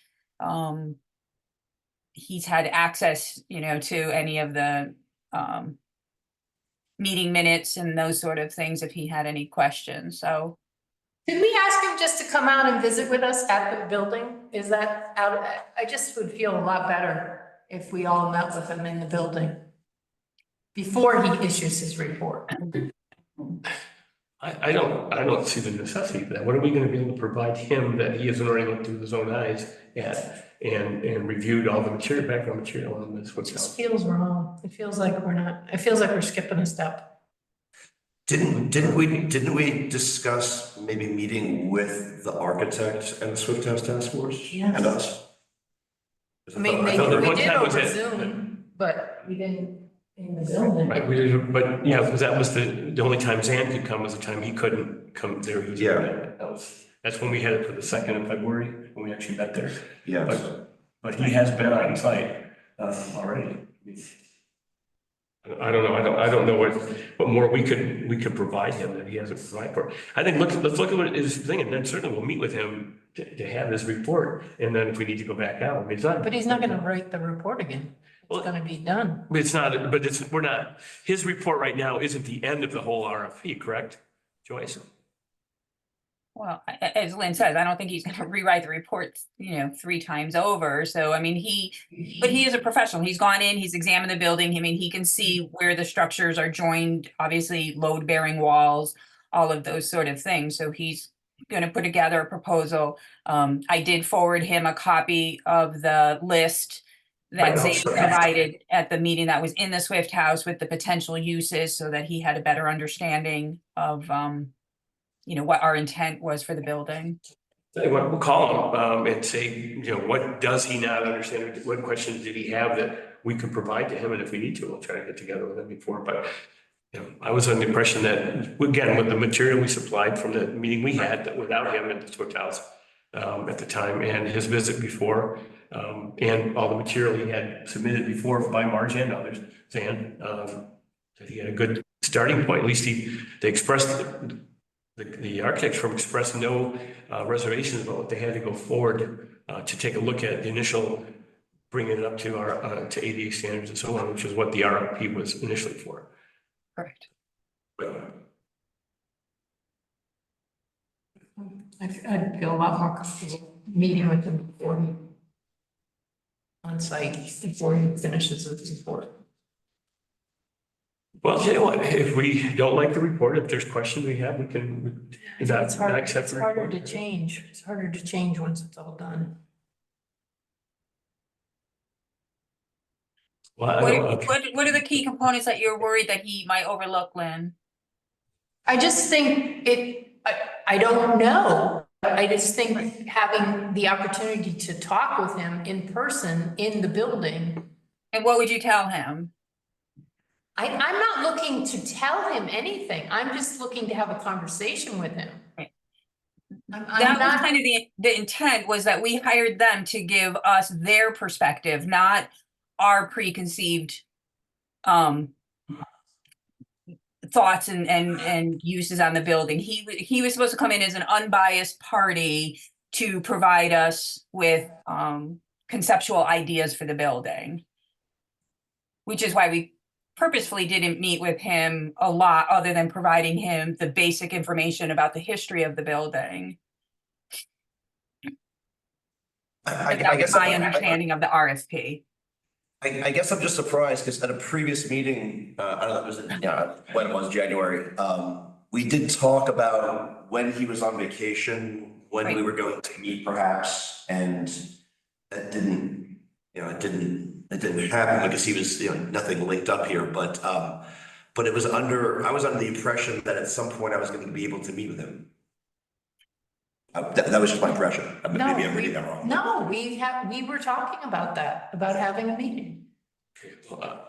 I don't remember that per se, because we were pushed by Zan to have the meeting on the 2nd, sat around, and she had her forms already prepared about what she thought we could do to move on as far as, and that was what we presented to him. We made sure he got that before he went any farther into it. I don't know. I'll tell you what, if we don't like a report, we'll refuse the report and ask for another meeting with them. I mean, if it really isn't taken into any consideration of things that we have concerns about, we don't have to accept the report. And we can ask him to come in. We can even ask him maybe if he'd like to But talk. why go with that? Why not just ask to meet with him before he's finished? I don't understand the reticence about. Well. We had talked, when did we talk to him? In January, right? Mhm. Talked to him on Zoom. In January. We were talking about having a meeting. Right, After he got back from vacation. That was what I was understanding. my understanding is Ann pushed for the meeting because she was going to be here those 2 days and not here for another month, and she wanted it then, and that's kind of when, my impression is that we went to have that meeting instead of waiting till he came back. Yeah, she wanted to meet with us. She wanted to meet with us, and then we accepted the list that she provided of potentials based on prior use and so on, and then we submitted to that, so that's what I remember, but, you know. No, we did that. No, there was a time issue. No, I get that. And since then, I haven't, Did we send them the minutes of that meeting or the video recording, Joyce? I didn't send him the video. I sent him the documentation that was provided by Zan. But we actually, at that meeting, we actually agreed that we wanted to include the kitchen. That was one of the few things we actually agreed on. So they need to know that information. I'm sorry, I didn't hear you. To redo what? We wanted to make sure that the kitchen was part of the changes. I believe he understands that based on, the information that was sent. I'm sure that the kitchen is getting it looked at for sure. we'll check on that, to ensure that he does it. Mhm. Okay, we'll make sure that, for sure. So do you anticipate when this report's gonna be done? Soon, I mean, I don't know, I haven't, I asked today, she said He's sharing it with, there's other colleagues in his firm that he has to get additional information from. He's hoping to have something preliminary out next week. Next week, okay. I mean, that's the hope, yep. So we may have something before we meet with SHPO on the 15th. Maybe, I mean, I can't guarantee that, nor can I, I mean, I will inquire again and keep you guys posted as soon as I have a confirmation. No, I mean, yeah, I mean, that might happen. That's not a possibility. I thought it was gonna happen, but, okay.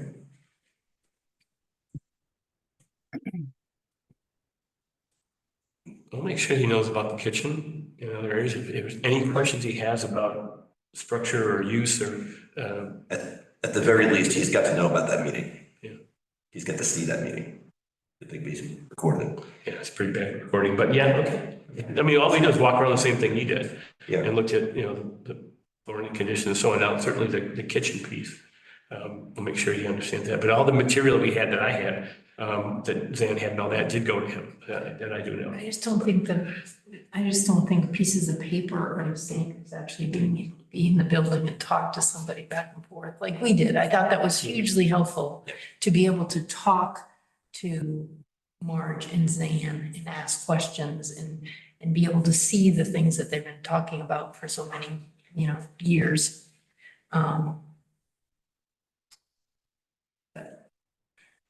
Okay. It's done. We're gonna get a report and, we're gonna get a report sooner than we thought, sooner than I thought, anyway. And then if we like what we see, we move forward. And if we don't, If it's then we not go back. to where we want it to be, then we'll go back and ask for clarification or redo or reconstitution or something. Is the report going to give recommendations on grant funding, or is that like a whole other? That's the RFP? next phase. That's the next Yeah, next phase. They do work on it, but that wasn't in the RFP for the two. So that would be. We would expand or redo an RFP. We could, We have to do this additional RFP, it sounds like. we could, but because we've already hired them, we can continue on using them. If we don't like what they did, we could change it to someone else. So we can just pay them more money, be able to get more work out of them. The kind of work we want. I think that's how it works. It's supposed to be. Anyway, but seriously, if this is not what if we do not like what we see, if we think it's missing something, we'll just say this is not adequate for what we had hoped to do, what we wanted to do, what we sent you to do. And if they didn't understand that, then we'll clarify that. fill in the blanks and meet with us. If, you know, at that point, certainly we would require a meeting. If we didn't, what we read, what we see when they send it to us isn't good. Well, maybe we can get Tim actually to come if he can, depending when he does it, and present it to us. That would be the best part, probably. Yeah, Actually have that discussion. That would be Than just, you know, read it cold and wonder around with questions. So we'll try to make that happen. We will make that happen. Okay. All right, that's all I have. Thank you. Selectmen reports. We'd like to start. I read You all added of the cemetery. update. Oh, cemetery update, 10.5. Oh, sorry. Oh, yes, right, cemetery. Sorry. I'm sorry. Yeah, apologize. Okay. Yep. So, I just wanted to make sure we're all on the same page with what the next steps are. I would think that the next steps are, to advertise for the section. Do it today. Wednesday, we And the committee. Yep. Both of them. And the committee. And the committee too. Yeah. Both of them went out today.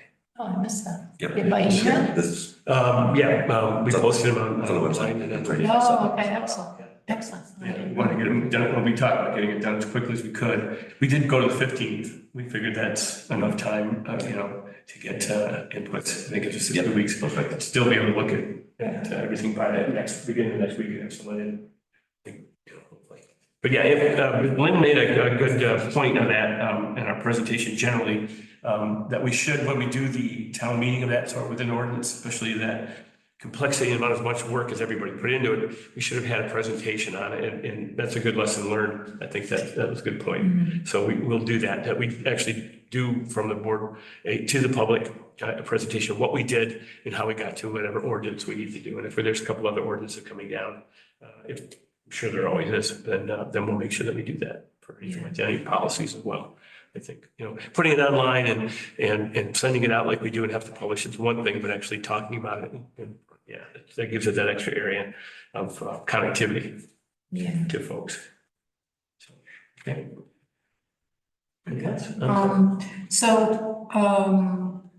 Actually, the next step is also creating a budget, right?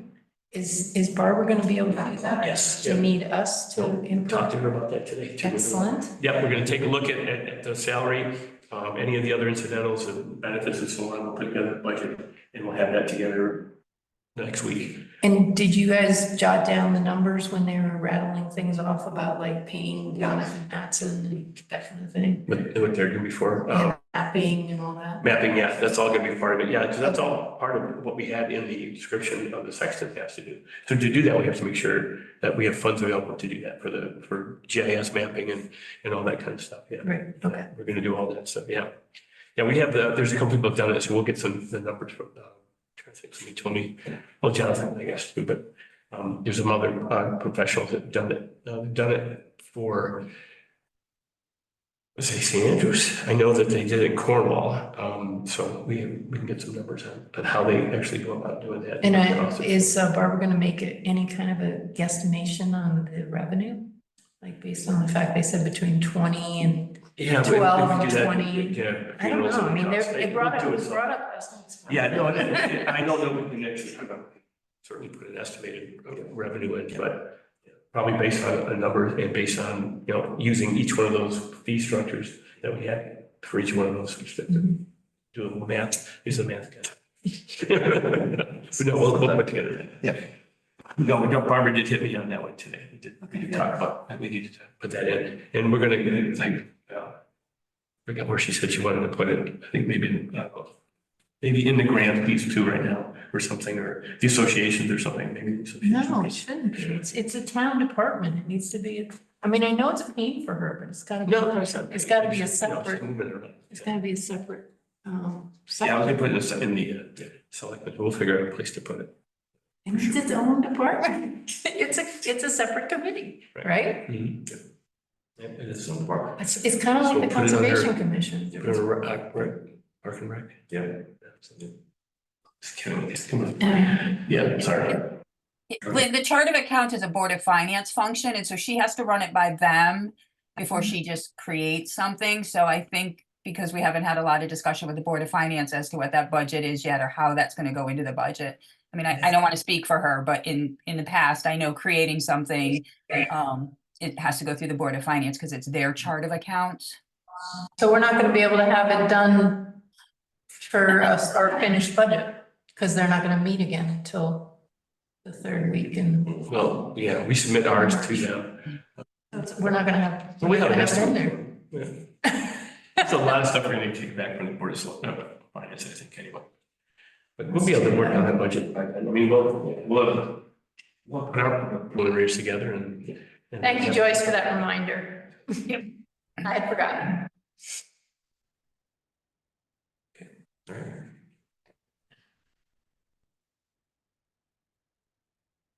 All right, anything else on the commentary, please? Are we, all three of us are gonna review any resumes that come in, that kind of thing, right? Oh, yeah, Okay. we'll do it. Yeah, it's good. Like- Okay. All right, good. You said it's on the web, did it go out on email too, or can we make sure it goes out on email? Yeah, we should.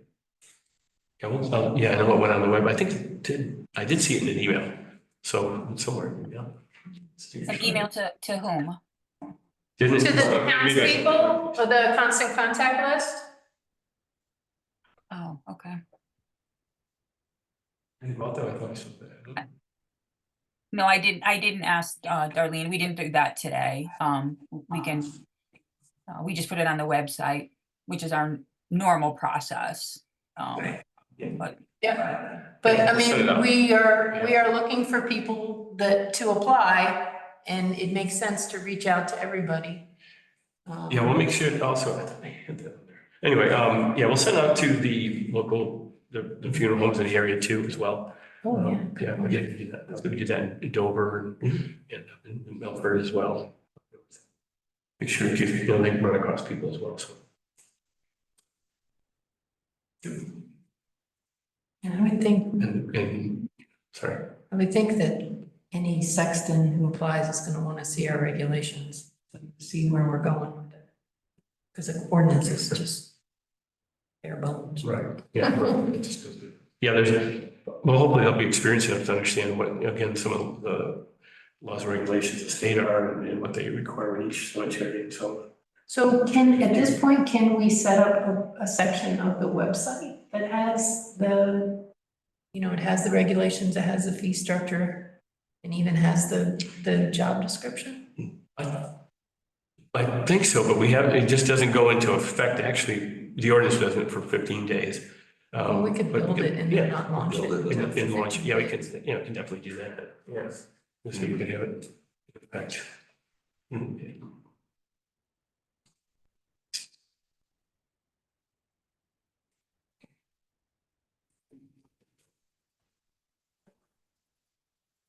Okay, anything else? Mhm.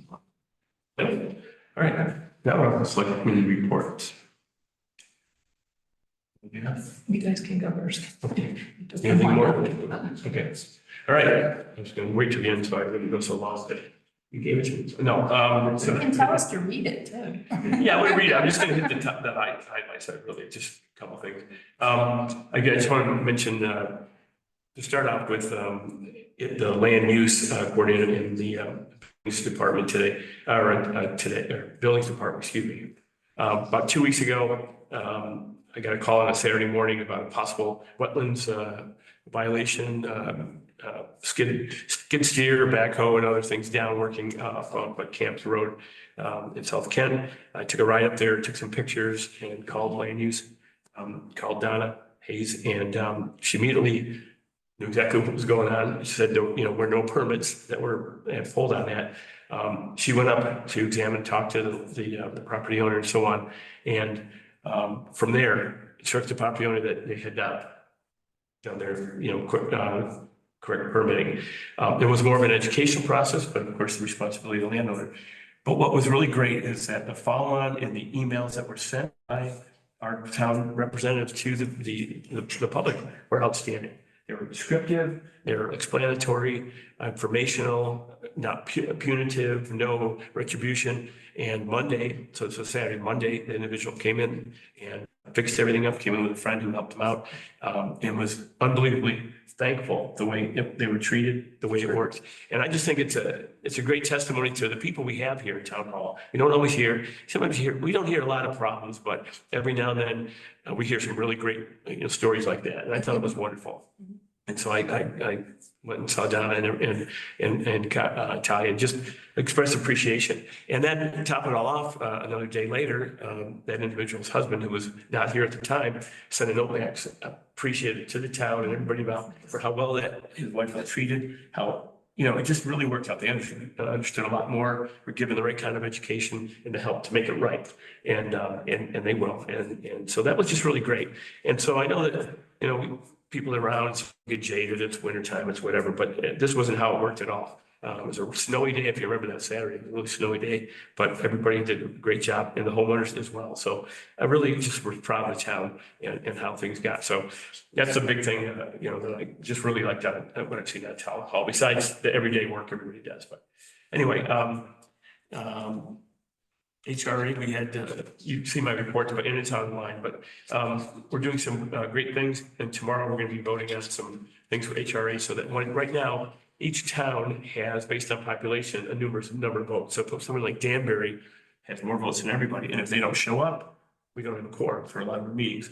So we're going to be changing the bylaws tomorrow to address the one town, one vote system for us for HRA. I know. And Danbury's worked with us on that. And mostly because we're all pretty much like linked up and online with what HRA has done with our solid waste and our compost municipal waste. So it's been really good. That's a big project or a public thing. Excuse me. Traffic control meeting. I met with the first selectmen in Warren and Washington, and there were concerns about speeding around the lake during the summertime and so on. And with the legislature and the state now passing a rule allowing cameras, photo cameras for speed limit cameras and so on. We kind of talked about what we could do. And there was a company that is working here in Connecticut, will be working here in Connecticut, wants to get into business, or have been in Canada, all throughout the United States, Arkansas, Maryland, Virginia, places like that. We met with them and got a demonstration. And then this afternoon, I went to a luncheon over in Middletown with the chief, hosted by the chiefs of police and the state police and so on, to actually talk about how the enforcement comes, how this would benefit towns like ours who don't have a large police force at all. We do rely on resident troopers, but it kind of helps with some of the main areas of concern that we have in town, which is speeding and pedestrian safety and so on. So we're going to continue to look at it. We're going to look at following up some of the things we have to do preliminary to see just whether it would fit for this. Obviously nothing's been made at all. It would have to take an ordinance to be able to put it in. Their state would, buy in on using Route 7 if we were going to look at any kind of traffic control and camera systems there. So, but it's a step forward of actually helping both our state troopers and our police forces be able to keep things like traffic under some kind of control. It's a fining system, no points, no, insurance issues. There's a whole thing about how a company can come in and help you do this and process the ticket and so on. So it's really an oversight piece on our resident trooper to look at the violations and so on. So the presentation is pretty good, and we will get this company in, obviously, to come and talk to everybody, the community as well, so that if we do decide to go, and this is worthwhile, look at going down the line. It's costly, of course, but well, let's say there's a cost associated to it. But if it fits with us in Kent, with what we can do to help, it might be something that would enhance our traffic safety and our pedestrians, and that's a good thing. Okay. Has the state selected a vendor, or would there be multiple vendors? There's probably multiple vendors. Some we looked at actually buy from this company, and then they lease them to us or lease them to a town at 3 times the cost. But amortized over a long time, so it's kind of like borrowing your own money at a higher interest rate. So, but anyway, I liked their presentation. They were pretty straightforward with us. Told us what they didn't know. Told us what they did know. They're working with the state to try to get more information on how we would make this work, especially us as a border town where we have a lot of New York or Massachusetts or maybe New Jersey or people coming through here, how that would work for enforcement and so on. So there were some ideas with that. I think that kind of made sense. We had Streetscape 2 project. We're working along on that. We're really at the position. We met with all the utilities this week. I think it was end of last week here, and we talked about what we take to move stuff around, and we got a lot of buy-in with the railroad, Eversource. The CDOT, everything was great. So we got a way forward. We're now in the process. SLR, our design engineers that are working with us to put this together, have given us the plots that we need for easements and so on. So we're now going with Kramer and Anderson and our town lawyer for that individual to go down and look at getting the easements, the either permanent or construction easements from the townspeople. So that'll be going on. That's kind of we'll be doing a bunch of other things with design work, but we're working with the folks that will have the new sidewalks on their property and so on, and move that forward. Once we get that done, we'll start really actually moving towards getting a vendor and so on to actually come a construction company to come in and actually do the work. Let's say with Streetscape 1. This is just a design engineer for us now, SLR. So anyway, that's moving along, which is really good. That, so the easements became a big to-do last time. Right. It really slowed everything down. And at the public hearing, they said there probably was only going to be about 2. I think 4 maybe. I think maybe it's up to 4, but it's some are construction, some are permanent. I think Okay. there's 2 of each, That's not but too yeah, bad. so not too bad. Yes, but again, working with the folks, it's going to be, making sure we take into consideration any questions they have. Is Mike Doherty still on the project from He's not the main guy right now, it's Mark Mancini, but he was working with Mark, but yeah, he's still involved with it. Okay. It's just Mark and we have another young engineer that's learning the ropes and getting. So in terms of, I'm sorry to keep No, going back to the no, easements, but I really remember that was a problem. Sure. Are you involved with working with Kramer and Anderson, or does our team work with Kramer and Anderson? Yeah, the team works, but yeah, no, I'm just only, they gave us a list of all the lawyers that can work on this, or people that have, negotiated easements for towns. Kramer and Anderson did it last time. I understand they did a relatively good job. The only other one that's close to us is in Goshen, and when I called there, or just called to find out how they're doing other projects, they were like, we'll get back to you. I haven't heard back from them. No, but I mean, let's say the easement is drawn up, is it then on The town. is it on you to make sure that it's negotiated, that you meet with the people Oh, and absolutely, all that stuff? absolutely. Yeah, the whole process is laid out and yeah, the town has to sign off on it as well as the person as well. So, yeah. Because I think that was where things really slowed down, is that No, we're, the outreach part, actually meeting with the. we've met with property owners. I mean, and we've done that right in October, I believe it was. And talked about that. We're gonna meet with them as well, probably have a meeting with all of them, ask any questions that they need. I have can't remember the gentleman's name from Kramer and Anderson that did it last time. But he hasn't called back to me to actually get the easements. We just got them and all the design work that Bob Hawk and Gary's been doing. They just sent that back to Kramer to SLR for us to be.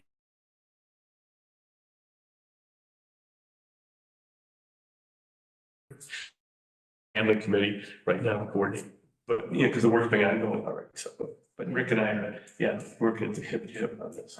Yeah. But yeah, no, I did understand some of the concerns that were about easements before. It doesn't appear to be that. Right. Yeah, no, we well, the big thing is getting them to accept and look at it all and offer. We have to, obviously, if we have to purchase an easement, we have to do that. If it's construction, then we pay for the use and so on. So, but yeah, and yes, I think we understand what that is, and so I understand what it is. Hopefully, the landlord. Is there a date of when they hope to start, or is that still? We're opening in early? August, or, but a lot of things have to come into play, whether or not we get all the easements in time. And again, it's whether the folks that we've been working with easements, how much time they want to consider and the negotiations and so on. But once that gets through, that's really moving things a lot closer. Having all the utilities come in here one day and understand what they need to do and get to work on working their stuff. Railroad is a big thing because of our crossover, where we're going to actually have to bring sidewalk up and over and so on, and changing some of the arms and so on. Have to, they're gonna redesign it. There's only a couple poles that need to be moved. There's some things that we didn't, decided not to include. We're not gonna cross over, South Commons Road with the road that's staying on the corner. And also the, closing, they were considering, closing off two of the entrances into the mobile station, but that doesn't really, if you saw the truck that was there today, that's just not feasible. Kidding. No, that was a consideration. I know, that was something that Catherine Backrack really wanted to happen. Yeah, it was a consideration, but with the traffic and the size of the trucks and trailers that go through there with landscaping and so on, we're gonna try to reduce those. But there's, what I heard of about that was a consideration because people potentially cutting through 341. Yeah. Which I've seen happen. But part of it was also to make it more pedestrian safe. That was the townspeople were saying, let's make it more pedestrian safe. Okay, well, it doesn't fit the structure of the entryway and exitways or the traffic that needs to come in and out of that corner, which is a consideration. But, I thought they had gotten some of the DOT to sign off on that new plan. No? No, they didn't sign up on it. They also didn't sign up on doing some other things that improving that corner coming off Maple Street that was supposed to come to a T instead of that slide, which we have now. Yeah, that was the thing I thought was very important, to actually stop traffic, but they won't make that adjustment on that corner. DOT said that's not necessary for the scope of the project and so on, because we're not passing the sidewalk through Maple Street. We're following Maple Street up. We're not going past Maple Street up with a sidewalk. So there's no need to change that entryway. We're just, going around the corner. So, and I think they're looking at less involvement, maybe less complexity in some of that. But yeah, I thought that would have been a smart move as well. But anyway, yeah, so. Some details. Sure, yeah, no, and more to come, because there's a lot more to come on that, but every chance just to get to. Yeah, some of the couple of new things are coming up. Lake Warwick survey we had out that finishes up this week, 29th. There's over 700 responses so far. Oh, good. Should good across. And we should get something. I got a note from John, the guy from Lake Warwick Authority. I should have some information out, hopefully soon. And secondly, there's a new organization, a new collaboration group that's been going on. We had our first meeting about a week ago Friday. It's called the Housing and Conservation Collaboration Group, and Dunker Center for Housing Opportunity with Litchfield, with Jocelyn Ayers, our own Connie Manis also has been working with that, and they're doing is trying to look at regionalizing things that we can do for affordable housing, and looking at properties that we could do with conservation and so on. And Justin's on that. It's myself, Justin Potter, Melissa Chernisky, and Connie are from Canada. Connie kind of does the overall as well. She's one of the coordinators with Jocelyn on this. But we have little working groups with different towns at different times, and to talk about what we can do to identify areas both of conservation and housing.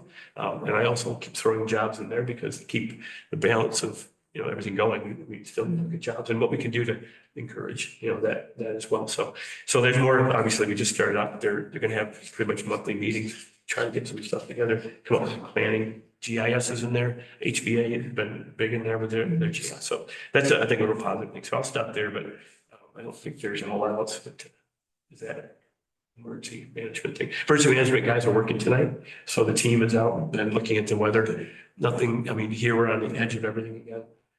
But yeah, so. Charlie, that's coming together. Pardon? That's all coming It's together. all coming together. I met with the fire department and we talked about issues down from before and now currently and guarantees are made and meetings were held between all the individuals. The EOC is going to be up and running. There's a few pieces of material in there that might have been put into other offices that will come back, but nothing big. But yeah, and they have a budget. They have money in the budget right now to update everything, including the new radios, which we have as well. Eric's been doing a great job keeping that going. So some antenna work we have to work on with town garage, but otherwise it's good. I mean, we have the full a compliment right now. Did you talk to them about the local emergency operations plan? Yes, we did. That's the first thing we started, and a grant program as well. I was just gonna ask, but you know, that $5,000, so once that Yeah. happens, where does that 5,000, where does that go to? That comes back into us for really offset our revenue. Offset. But yeah, to offset the emergencies. And once we get going, we don't have a lot of emergency, requirements. We need for radios, we need to, pay for things like that and That's keep the EMC going. It's equipping and running it in the internet, servers, some apps and things we have to get on there, but in training, there's also training that needs to be ongoing. The guys, have to be, there's a training program coming up mid-March that they're both attending, Brian Hunt and Mike Donaghy, on a Saturday. So so it's going pretty well. We really do appreciate the work of the fire department as well. To help us do. All right, good. So mine, I talked pretty much all about Park and Rec. I think the highlights is that we're gonna reconstitute our bylaws committee and review the, Randy DeBella actually several years ago, I think back. I can't remember the years now, I think together, but he recommended looking at merging the Constitution and bylaws together because there's a lot of duplication in the document for the Park and Rec. And so we are reconstituting that bylaws committee. We agreed to do it the other night. We're also adding a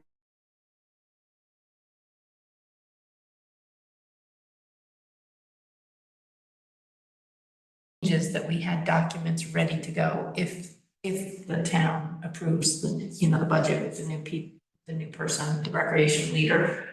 I don't know if you got a chance to read this, but the commission did agree to ask the selectmen and the Board of Finance to redirect $100,000 already in the capital fund for the Emery Park playground to drainage, including engineering, so we can try to solve the problem coming off of 341, because there's stuff coming right off of the road, the state road into the park, and getting a lot of salt and stuff in there.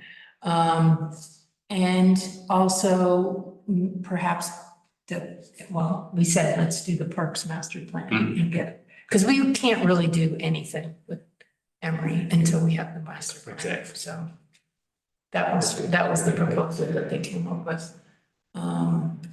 And he's supposed to share that in writing with us, so. Because I know it was important to have a narrative. Because the finance board asked that for that, the narrative on the Right. unexpended capital funds. Exactly. Yeah, we'll look at that as I well. was glad that they actually talked about that. And I gave a little summary about all the stuff we got done, and I had a full-time director. And we agreed to buy some pickleball equipment. No, I was gonna say, we're playing pickleball in Yeah. the house. It's not gonna happen in the community.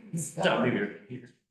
Joyce didn't think that was a wise move. I just read that, I'm like, wow, that's Yeah, I still think it could work. She doesn't believe it's the right spot. So, Matt was gonna look into Kent Center School for potentially Wednesday nights. We'll see. More to come until we get the logistics worked out. Yeah, I think you can go to school and get something, I think, good luck. Didn't even know, I'm sure. I do think that room 11 has definitely got some possibilities. I went and looked at it, was peeking through the Me windows. too. I never paid attention to the fact there was an outside exterior door there. Yeah, I mean, lived on it, but, they're still, they're not, haven't been positive. I know Matt went over to talk to them. Oh, we did, about it. He went to look at it. They were like, oh, we, having some maker space, but I know there's other spaces, the library, there's a room, there's other, but, we just need to have a dialogue. But they haven't formally come back on any other request, to even have an engagement. So from your knowledge in, being on the Board of Ed, is that a Board of Ed decision or is that an operational decision Michelle gets to make on her own? Both, because she gets to, she eventually would have oversight of the room and the activities, so that it wouldn't interfere with the school and all that have to be approved out. Timeline, so on, use of the rooms are hers, But the building itself and the building assignment and all that, the board was like, here, the board could weigh in and needs to weigh in on it. So Discuss. did you make it in writing? I asked them to tell me how they wanted me to do it. I think we make it in I writing. do, I agree. I know, I agree. But I met with both Michelle and with Jen and said, here I'm talking to you informally, but while informally, I would like you to tell me when you want me to consider it. And she said, well, not this month, so I don't want to write a letter and then have to, at the time I said, okay, it's over, holiday after New Year, but please get back with me on when you will have me there, then I will write a whole proposal for you and have it ready for your board. I haven't heard back. It also really And I did needs to write involve the it. commission though, because it is, Oh, yeah, absolutely. No, Yeah. I just was, it was an Yeah. idea that, absolutely, we should have a hearing, have everybody come in and talk about what you would do and so on. Mhm. But again, it's the idea of how do we collaborate in the town for all the the areas we have to use. And I just think it's, something at least should be considered. So anyway, but you're right. so the same way with the bus, would have to go to both probably, Michelle and the Board of Ed. That I don't think so. I think that Michelle, who has control of where the bus goes, it's kind of like what we used to have back when I was a motor pool. Basically, you gave somebody assignment to the bus and then they decided where it was going and they could run that out of the office. It could be 90% whatever school use, if they actually use it. There's a lot of times they don't use it as often. But when the town would need it, or could use it and not to interfere with the school's use, then it should be used. But again, that would probably need some kind of a policy from their school board on how they actually use it. Right now, we just turned it over to her, to the principal, to actually use it, engage it day to day. And coordinate it through for sports programs and so on, which she coordinates as a coaching, staff and all that stuff. So it was kind of left a little bit open, but it was always, in my discussion about that with her and with the board at the time, when we agreed to do that, to spend that money, was potential use across the town, not just, I didn't think just the school could benefit from it. That's why I thought we'd go over less like the lead balloon that kind of went over. Yeah, I could see it on Saturdays Yeah. and in Summer. summers. Yeah. Yeah, I understand it would be difficult during the week. No, too, yeah, exactly. But yeah, again, traveling somewhere with, obviously we'd have to do the Northwest Connecticut Transit for an assist bus for someone in a wheelchair or needs assistance. But if there are seniors who are myself, mostly can get around okay, bad knee and all, but wanted to go to a doctor's that could be used, instead of having that expense of using a special bus, if it was a special thing, that could be used as well. So Yeah. I had encouraged, And insurance. I'd encouraged Matt to reach out to Goshen and Cornwall because they have a shared bus. And my understanding from talking to the Cornwall Recreation Director is that they got a grant to pay for the driver, but the grant restricts it to only seniors. Okay. So, I mean, it's worth, investigating, finding out, but it may not be, But does it restrict the bus to only seniors or the driver to only I think drive it's for the seniors? probably the driver, but they don't have another driver. No, but. So they no. would have to. And unless it's one that has lift and all that, because that does take some special yeah. training, but it's not like you have to go to get a CDL at all. It just takes some special training. Oh, I have a PSL to drive, so I know it. There you go.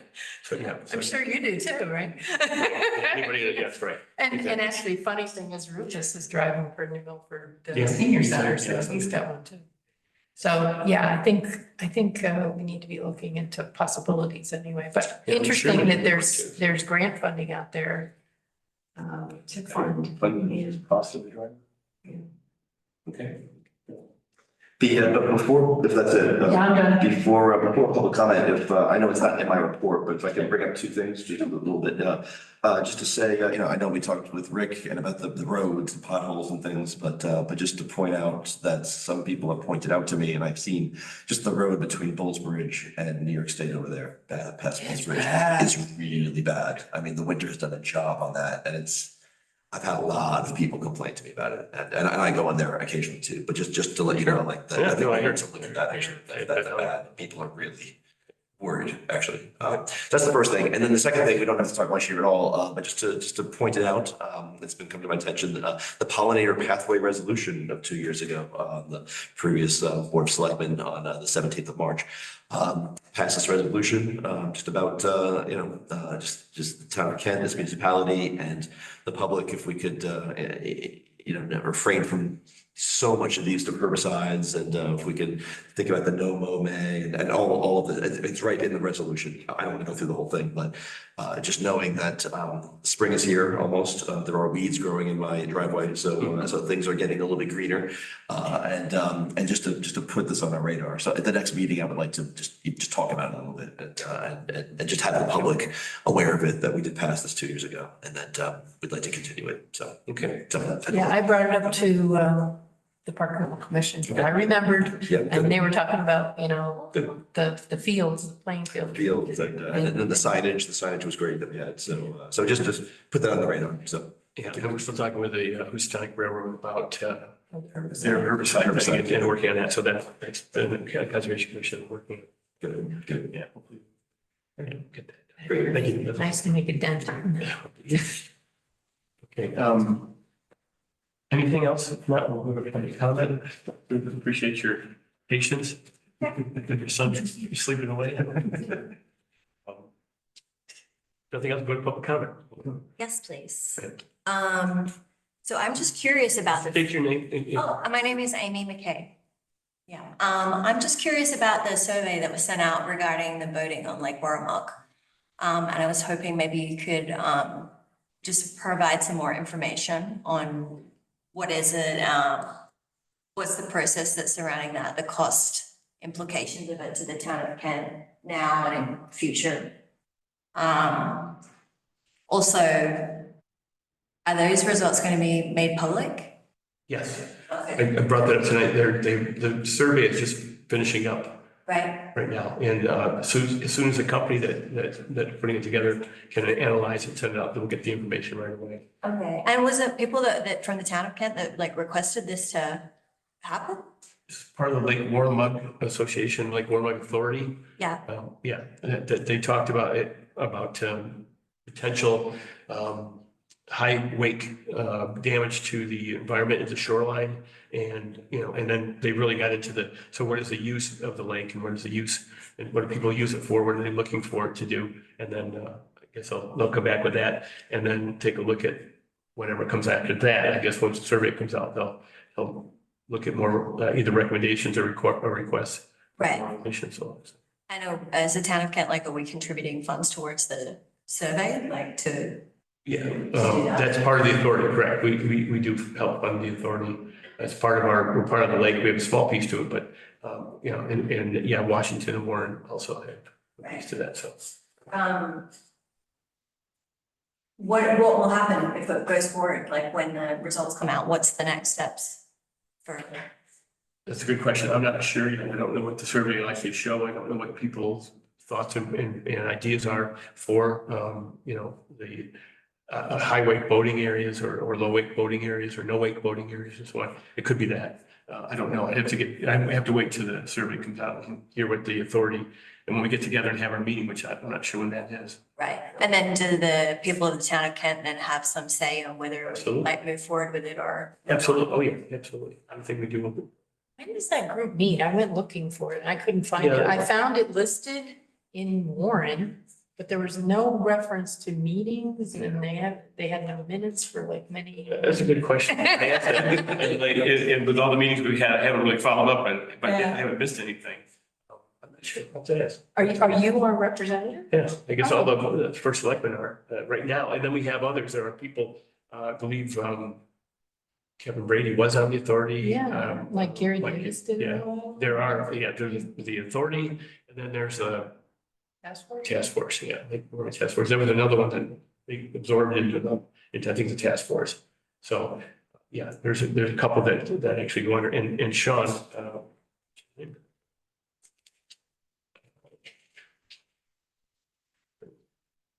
John Hayden.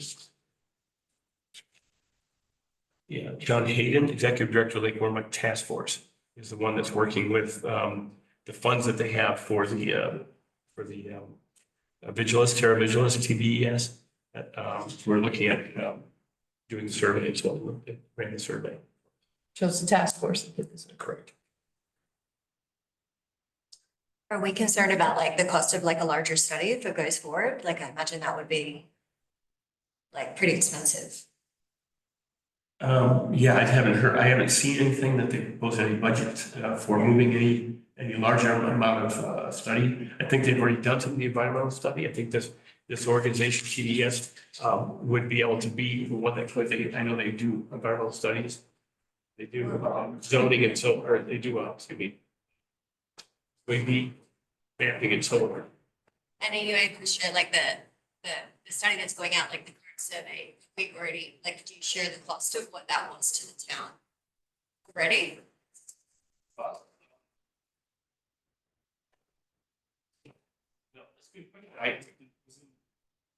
It was like when I took over, but I know. Okay.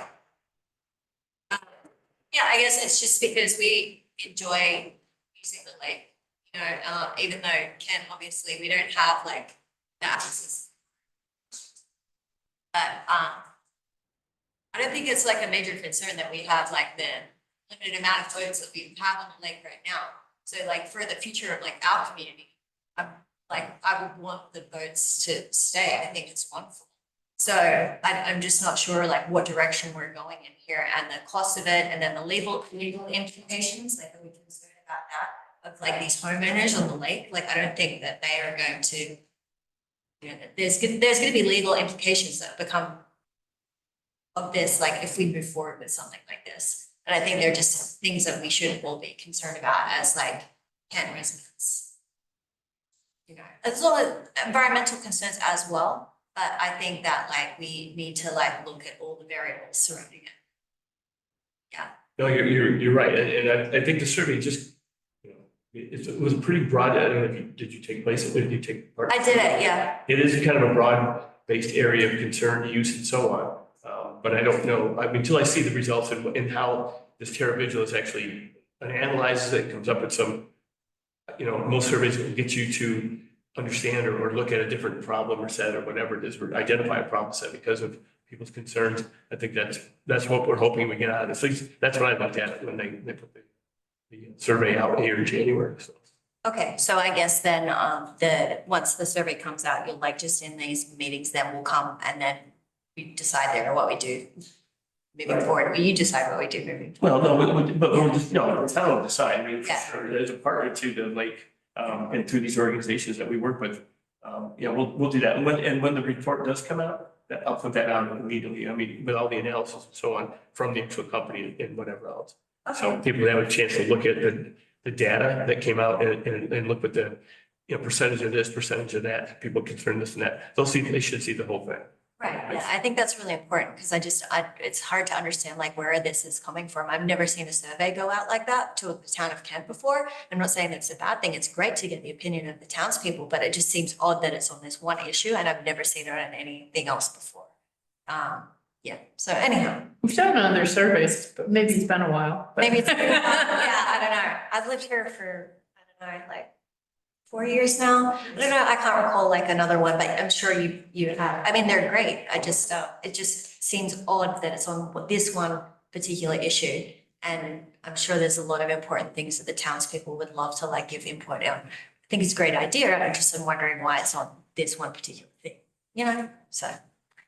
Because that group wanted to do a survey. Yeah. That's wondering, like, was that other group, is it coming from the town people of Kent or is it coming from this group? Like, it just, you know. The majority of the landowners and that are on the lake probably have this as a bigger concern than we do. You're right, we have, Right. I think, 4 homes total from Kent. They're actually on the lake or near the lake. We only have a couple that are actually on the lake. I'm sure we have any on the lake, but they do share shoreline. And then we have the state park. That's the majority of the time for that area in Kent.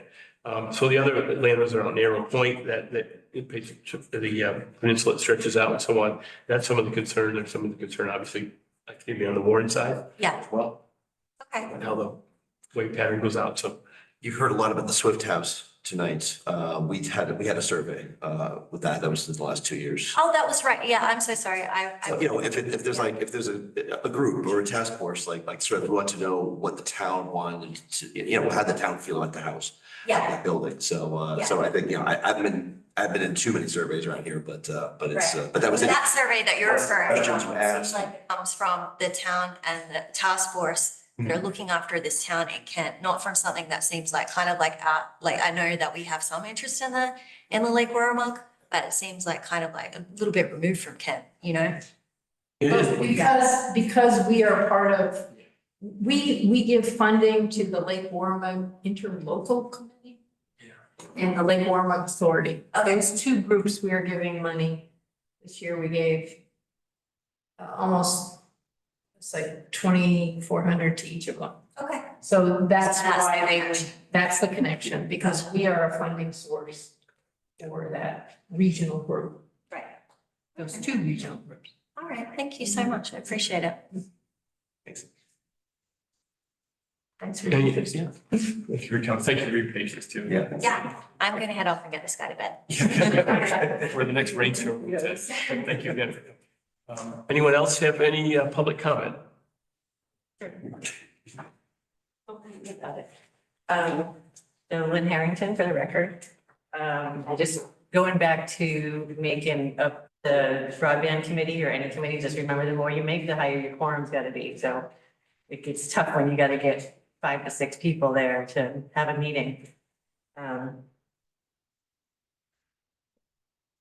I want to thank Joyce for scheduling the FOI class. I hope it's mandatory because there are some commissions that really need it, and I'm wondering if the public can also attend. And Lynn, this is for you. Do you know how many Park and Rec aides, or how many aides Park and Rec currently has now? It's a fluctuating thing. So, I know that we are currently paying for 3. So there was 9 at one point. Yeah, I do not know how many are currently, the problem is they're not all available. They're available seasonally. Okay. I would like to have that number if you could get it for me, please. Well, there's 3 that are being You paid just right hired now. 2. There are 3 that are being paid right now. So there was 1 and you just hired 2 more? Yeah. So you think that there's just a total of 3? But I mean, you know, when we get to a different season, you know, maybe when kids are done with college, that could be, that they might be more available to work.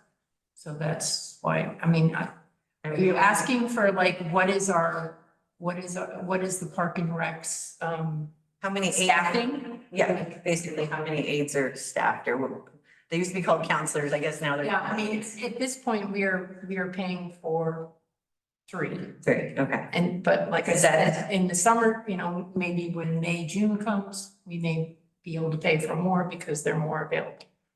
Okay, but we only need them for Camp Kent ASP. The current setup for Park and Rec is to use them for different things. Okay, I would like to know what else they've been, I guess this is actually Park and Rec questions, not for you, but you know, what other things are those aids being used for? I just know they're being used for programming in events. That's what they say, but. That is what they're being Programs used and for. events have been And used I don't for. want to get into a big back and forth right now, but the Park and Rec did create a job description for recreation aides, so. I know, Yeah. I'm just asking how many, because now you're asking for more, so, No, we're not asking for more rec aides. no, you're asking for more employees when you already have. There's, like I said, there's been 9 at a time, so that's just a concern. You know, there's, you know, there was 8 or 9 that they hired. And I'm just wondering, what are they all used for? I just I do know. programs and You events. did, but I don't see them being at programs and events, so I'm curious. Well, there's been a rec aid at the ice skating, That's a monitor, that's always been scheduled. right? And then there's been somebody at the Learn to Swim. There was a rec aid that we've been employing for Learn to Swim. Why would they need? a rec aid? That is That's a good really question. part Yeah, of Yeah, operations of Park and Rec. well, it's not, but it's something It you is. ask them. Let's take that to Park and Rec if you know, okay, you can visit the director, maybe he can, you know. I'll ask them. I just was, since it was in her report, I was I asking. got it, no, okay. Okay, thank you. Anyone else out there in Zoom land? Seeing none, I will move for a motion to adjourn. So moved. All in favor? It's easy, I know. It wasn't. It's everybody. Rain's not pounding down. That was good. Good night, thanks. Recording, thank you. All right.